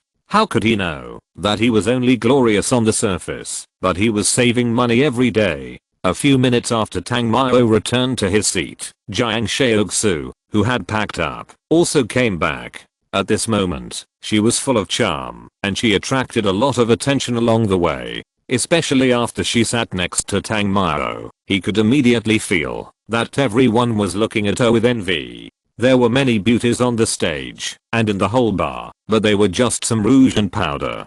Jiang Shaoxu put on a little makeup, and she was simply crushing them by a street. "You vixen, are you trying to attract trouble to me?" Jiang Shaoxu covered her red lips and smiled sweetly. "I don't have." Tang Mao gently stroked her soft and boneless body, and then said, "Look at all the stuffy men around here. They are all staring at this place. Aren't you afraid of being robbed when you go out? I have you. What am I afraid of?" Tang Mao licked his slightly dry lips and said, "If you keep talking like this, I might be the first one to make a mistake when I go out." It seemed that, because he had just jumped over a new line of defense, Jiang Shaoxu was not at all weak. The white arm went around Tang Mao's head, holding his neck and said, "I'm so scared. How about we not go back tonight? I'll take you to see a treasure." Looking at this seductive fairy, he really couldn't stand it. The previous ambitions disappeared in an instant under the absolute charm. Hearing this, Jiang Shaoxu suddenly let go of Tang Mao, and then pushed him away and said, "You scum, do you think I'm still a little girl?" Chapter 222. The first stop ends. Being rejected without hesitation by Jiang Shaoxu, Tang Mao felt helpless, but it was also expected. However, she couldn't refuse to lick it to satisfy her cravings. At this time, Zhao Manan, who had just successfully knocked down a girl in a booth far away, looked at Jiang Shaoxu and was slightly stunned. Jiang Shaoxu was already very charming without makeup. After makeup, she was like a fox fairy, full of temptation. Looking at Tang Mao, who was hugging her and chewing each other, Zhao Manan was full of envy and said, "Damn, are the goddesses of this era blind?" Maybe it was because of the spiritual mage. Jiang Shaoxu seemed to feel that someone was staring at her. Then her eyes turned, and when she looked in the direction of Zhao Manan, there was only a blonde back. Because Tang Mao pinched her, she withdrew her attention. Zhao Manan was embarrassed. Although he envied her, it was clear that he could not control this woman. Then, Zhao Manan stood up and carried the drunk woman out of the bar. Seeing that Jiang Shaoxu wanted to speak, Tang Mao stepped back a little and said with a little disdain, "Why are you wearing lipstick for no reason? It's really disgusting." Jiang Shaoxu seemed to have seen Zhao Manan, but after hearing what Tang Mao said, she smiled coquettishly. "I didn't ask you to eat lipstick." Then she looked in the direction where Zhao Manan was before and said, "I think I saw Zhao Manan just now." Tang Mao waved her hand. "You are seeing it wrong." Jiang Shaoxu looked over there half doubtfully, but before she could ask, she was pulled over by Tang Mao again. Although Zhao Manan was a bit of a slut, he was still a person who wanted to save face. Since he didn't want Jiang Shaoxu, the little bitch, to know, Tang Mao naturally had to cooperate. After a whole day of hanging out until midnight, the two returned home. Arriving at Jiang Shaoxu's residence, she looked back at Tang Mao in a drunken state and said, "I'm very happy today, you stinky man. Okay, go back and rest early." Jiang Shaoxu didn't rush into the house, but asked again, "Will you accompany me to play tomorrow no practice?" Tang Mao refused in her heart. After all, this little hoof is too addictive. If it goes on like this, I'm afraid that after the experience in the government office is over. Tang Mao glanced at Jiang Shaoxu's flat belly, shook her head and said, "Now we still have to focus on practice, baby." Jiang Shaoxu is a psychic mage after all. Although Tang Mao's mental power is very strong, when he stared at her belly just now, Jiang Shaoxu seemed to see through him and said, "Scumbag." After that, she went straight back to her room. Leaning against the door, Jiang Shaoxu, who seemed to be very angry a second ago, now has a slight smile on his face, as if he is very happy. Tang Mao was called a scumbag more than once or twice, but he was very strong in his heart and never cared about it. After all, as long as he knew he was not, why should he care about what others said? In the following time, in addition to practicing, everyone was preparing for the rising tide of Donghae City. However, the several rising tides that appeared in Donghae City later were far less turbulent than the first tide. With many people entering the high-level magician, the combat effectiveness of the entire team was greatly improved. Just like the second rising tide, they easily solved the problem of a sea monster. The 4-star district team is no longer too difficult. With the increase in star rating, the time to leave is coming soon. Muningsu has been promoted to the high-level strength in the team, which is definitely a leader. She has no possibility of leaving. As for what will happen this time, only God knows. Dong damn gather, the instructors are here. While practicing in meditation, Tang Mao heard Jiang Shaoxu's voice, and then exited the meditation state, stood up and stretched his tibia and walked out. Today, Jiang Shaoxu put on light makeup, a pleated skirt with a short-sleeved shirt, and a pair of white legs were perfectly displayed. Tang Mao couldn't help but stretched out his hand to test the elastic place. But Jiang Shaoxu soon found out and slapped his hand away and gave Tang Mao a white eye in a reproachful way. This guy is getting more and more presumptuous. He didn't confess his feelings, but he just wanted to take advantage of him all day long. Jiang Shaoxu naturally didn't want to do it. After the two came out, they saw 5 mentors over the age of 40 standing side by side, with their backs to everyone, as if they were role models. They looked solemn and serious. Tang Mao looked around again, and found that everyone else had arrived. Everyone had a bit of expectation on their faces. After all, today would be the day to distribute resource rewards. After the two arrived, they also returned to the team. "Your performance is okay, nothing went wrong," Feng Li, who was full of forehead wrinkles, said. In his words, he was not satisfied with the performance of their group of national government team members, but it was just okay. Of course, when looking at Tang Mao, Feng Li rarely praised him. "You kid has performed well. I thought you were a weakling from above, but now it seems that I didn't recognize your talent." Tang Mao curled his lips, but did not retort. After all, Feng Li's status is not low, and it is always no good to provoke him. The reason why he looked at Tang Mao differently was because AI Jiang reported to him that Tang Mao solved a commander alone and his cultivation. AI Jiang even intended to let Tang Mao be the captain. But Feng Li knew that Tang Mao would definitely not do, as soon as he saw Tang Mao's sloppy look. Actually, it's pretty good. After all, we experienced a big wave in Donghae City. Sung smiled. Feng Li swept his eyes over everyone and said in a flat tone, "Well, not bad. It seems that they have all broken through to the higher level. Very good. Everyone has seen your new substitute this time. He will meet with you when we go to the next place." After speaking, Feng Li was ready to let the Guofu team members set off. Muting Ying asked in confusion, "Teacher, is there no elimination this time?" Feng Li said calmly, "There are currently 9 official team members. What is the need for elimination?" Muting Ying's mouth twitched slightly. Although she was very dissatisfied, she still chose to keep silent. At this time, Tang Mao said, "Teacher, I need to take a leave to go back to China. I have some personal matters to deal with." Hearing this, Feng Li glared at him and said, "What did you say?" Tang Mao thought to himself that it was just a leave. "Why are you glaring?" and responded, "I will rush back before going to the next training ground, but now I really have something to do when I go back. PS. If the reward accumulates over 10,000, one more chapter will be added. Thank you." Chapter 223 I Need Leave. Feng Li was furious. He almost exploded when Mo Fan asked for leave. In the end, he gave the boy a substitute player status. Now Tang Mao also wants to ask for leave. What a joke.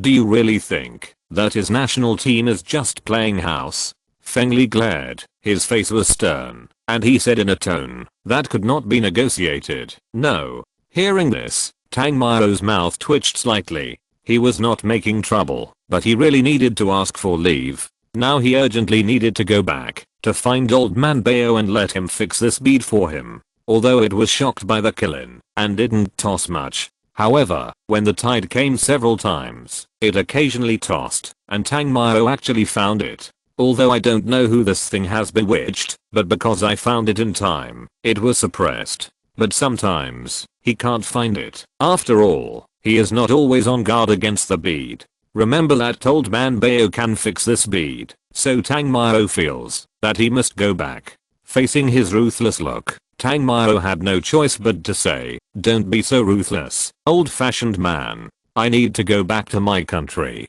It will be of great benefit to my improvement. It's not like I won't come back. Why are you so fierce?" "What?" Feng Li was even more furious when he heard Tang Mao's address. "Who is he?" "He is the chief director of the government. Everything here is under his control. Here, no matter if they are children of some aristocratic families or descendants of some big guys who has to be obedient." Moreover, Tang Mao was obviously the first one to give him a nickname in front of him. Seeing Feng Li's aggressive look, the team members were all stunned. Who would have thought that Tang Mao was so tough? Even several instructors were slightly stunned.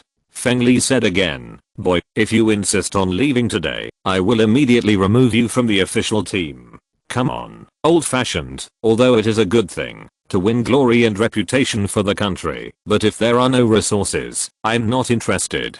Without waiting for Feng Li to get angry, Tang Mao said again, "Besides, I really have something important to return to China. As long as you promise me that, if you can't get the first place in the national government competition, I, Tang Mao, will let you order everything in the future. What do you think?" Feng Li paused, looked at Tang Mao and said, "Boy, you are really arrogant. Do you know that there are people who are better than you? Why should you be low-key if you have the ability?" "I'm not bragging. I can just let any department beat every one of my peers all over the world without any pressure." Tang Mao's words were not bragging, and what he said afterwards made Ai Jiangtu and others behind him frown. This is a bit more arrogant than the truth. But, then again, Tang Mao is a pervert. With so many systems, if there is a fight, one system will not lose anything. Moreover, with only Tang Mao's destructive output of thunder, ice, and fire, even some high-level magic tools may not be able to withstand the continuous bombardment, right? Feng Li also knows that Tang Mao's strength is terrifying. One person plus the summoned beast can almost withstand 2 or 3 high-level teams. But even so, can't you be low-key? Moreover, looking at Tang Mao's appearance, it is obvious that he really has something to do. In this case, if he wants to take a leave, Feng Li can also consider it, but why does this kid want to say it in front of so many people? For a moment, Feng Li didn't know what to say. Feng Li, Xiao Tang seems to have something important to do, and one training session won't affect anything. The good old man Song. He stood up, looked at Feng Li and said, then looked at Tang Mao. "Although you are young and energetic, you are too arrogant, aren't you? You must know that humility makes people grow. In the future, things like winning the first place, just think about it in your heart, don't talk about it."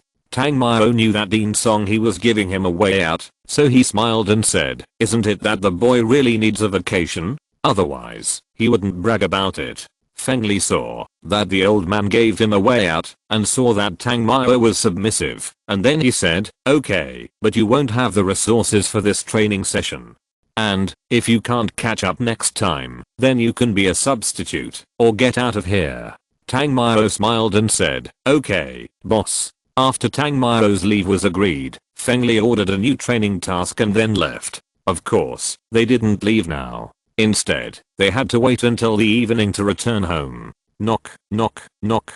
Tang Mao was packing up when he heard a knock on the door. Then, Tang Mao put down the pants in his hand and walked towards the door. After opening the door and seeing that it was Jiang Shaoxu, he turned around and smiled, then prepared to continue packing his clothes and said, "Why, are you here to see me off, asshole?" Jiang Shaoxu directly hugged Tang Mao's waist and cursed with some dissatisfaction. After Tang Mao stopped, he said, "What are you going back to China for?" "Well, I really have something to go back to China for. It's related to our safety along the way," Tang Mao said, turned around, and took out the bead. "This is a bead that can bewitch people. When I got it in their forbidden tower during our first challenge, it's too dangerous to go with you with this thing. So, I have to go back to China and find an old hunter I know to deal with it." Jiang Shaoxu paused, then asked in confusion, "Is that why Mochizuki Kyanksen is with you?" Tang Mao nodded immediately after hearing this and said, "Yes. Otherwise, do you think she is really here to do asterisk slash asterisk for me?" Rogue hearing Tang Mao's vulgar words, Jiang Shaoxu snorted lightly, but the smile on her face proved that she was in a good mood now. However, thinking that this stinky SP would be a training ground for them once he left, Jiang Shaoxu felt a little reluctant and said, "Then you need us to train for a trip before you come back? Do you think this thing can be dealt with casually?" Tang Mao said with a black line. "Of course, it is not really that troublesome to deal with this thing, but regardless of whether it is that troublesome or not, he must go back to see Tang Yu." When he thought of his wife's shaking biggie, he was stunned. The most important thing is that Tang Yu no longer has to go on missions. She is now the intern deputy chief judge of the Lingayan Temple Triennial Council. Although it is an internship, everyone knows that with the power of the Tang family, this is just a waste of time. However, even if there is someone, it will take some time to train. Full of longing. Moreover, Mu Weifei has not been loved by him for so long. As a responsible man, he must treat her equally. No matter what, you have to spend some time with them when you get back. Chapter 224 Jiang Shaoxu, "If you touch me again, I'll be a dog."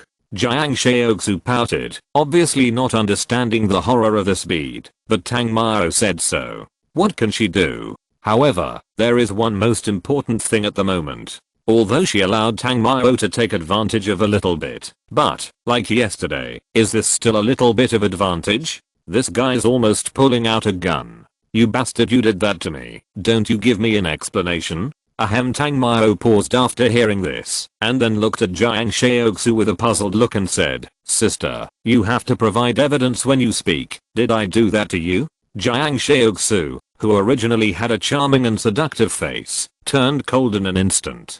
Pinching Tang Mao's arm, she said hatefully, "You dead man, you just want to have sex with me for free, right?"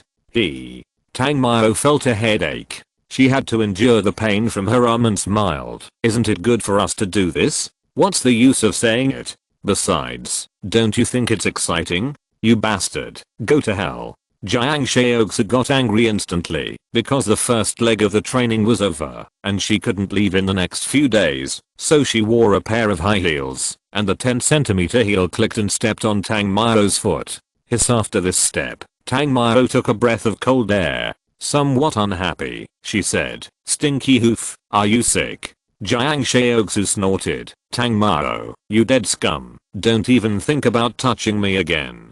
Stinky bastard, I'll be a dog if I care about you in the future." After saying that, Jiang Shaoxu turned around and walked out of Tang Mao's room angrily. Because her room was next door, when she returned to the room, Tang Mao clearly heard a loud bang. Tang Mao curled his lips, and he knew about the temper of this official lady. As for ignoring him, he didn't believe it at all. After all, it was not the first time for Jiang Shaoxu to be a dog. Maybe he was indulged once, so the second time, Tang Mao really didn't have much reaction. Of course, it hurts.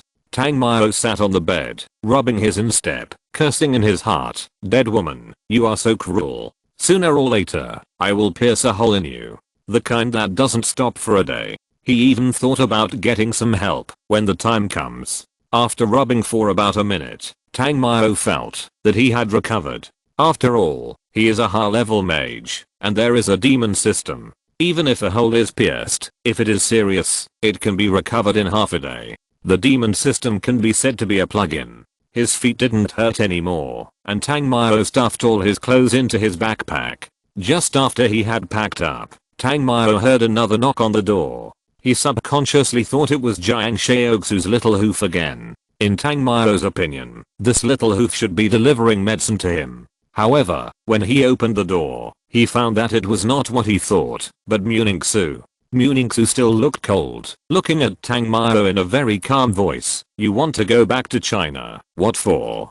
Tang Mao stretched out his hand to pull her in. Come in and talk. Although Muningsu still felt a little uncomfortable, she did not refuse. After all, if it weren't for Tang Mao's help, she might be the only one packing up now, right? Of course, even if she really left, she would still come back. At least she would have this persistence in her heart. Because she needs this honor. She didn't want to see her small family bear such a heavy stigma, let countless people in the country resent them, let alone like a rat crossing the street, everyone shouting and beating, hiding from all directions.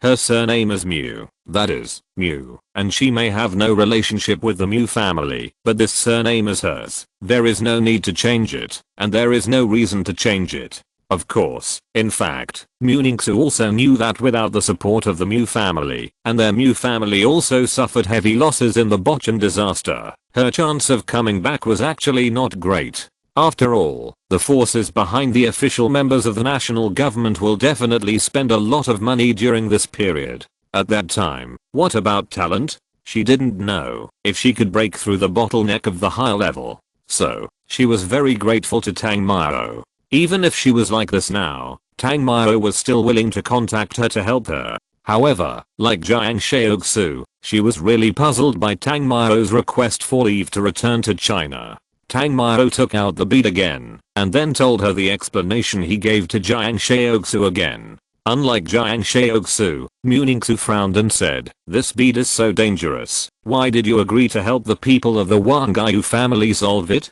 Speaking of it, she seemed to have been bewitched. However, the strange voice only appeared in her mind for a moment and then disappeared. She thought she had heard it wrong before, but now she understood.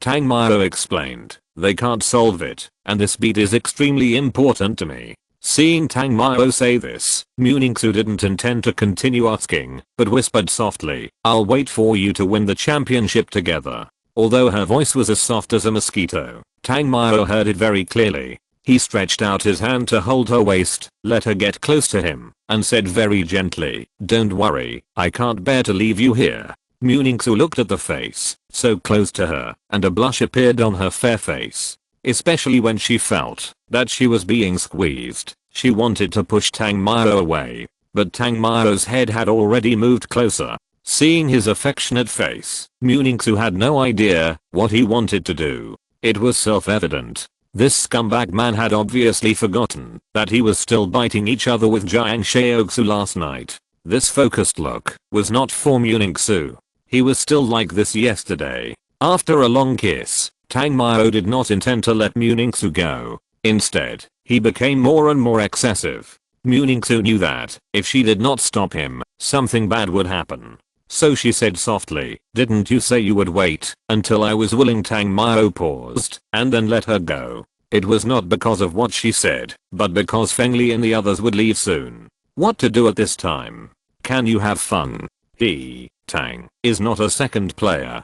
Taking advantage of the situation, he looked at Muningsu apologetically and said, "I'm sorry." After Muningsu was relieved, she took a few steps back and shook her head. "It's okay, I'm just not ready yet." After saying that, Muningsu fled from Tang Mao's house. Chapter 225 Return to the Magic City. After Muningsu left, she also returned to her room. However, she did not slam the door like Jiang Shaoxu did. After returning to her residence, Muningsu leaned against the door, slid to the ground, and sat there with some weakness. Holding her knees with both hands, Muningsu felt confused. She didn't know how she felt about Tang Mao. Or rather, she didn't want to think about it. But when she was pulled in and kissed today, she didn't even reject it. Since she started practicing magic, she always thought that after Emofan, she would not have any emotional fluctuations for any man. However, after the training in the deserted city was over, Tang Mao's figure occupied a corner of her heart. And since the gathering of the government, he has been overly attacking citizen territories. Now, Muningsu knows that, even if she wants to practice, she can't concentrate, and she will think of him from time to time. This is actually not surprising. The biggest torture Muningsu suffered was the backlash of the domain and the ice crystal bow, and Tang Mao happened to solve this problem. After she was abandoned by the Mu family and betrayed by her best friend, Tang Mao stood in front of her at the right time. In all cases, Muningsu is also a woman. With a frozen heart, she will be moved by such perseverance. However, the relationship between the two can only reach the level of lovers at most. If it breaks through that level, Muningsu is obviously not ready. At least, she didn't understand whether she was moved or in love. In fact, at the moment of leaving, she had a slight answer in her heart. In the afternoon, an inexplicable light rain suddenly came, and the temperature felt a little cold. The whole Donghai city soon drifted with this irresistible dampness. In the evening, several instructors were ready to leave. All members of the national government team stood at the door and watched the instructors. There should be due respect. After all, they are all extremely famous old masters in the country. Whether it is cultivation or experience, they can bring great help to their new students. Tang Mao was with several instructors. Tang Mao just waved to the few people here.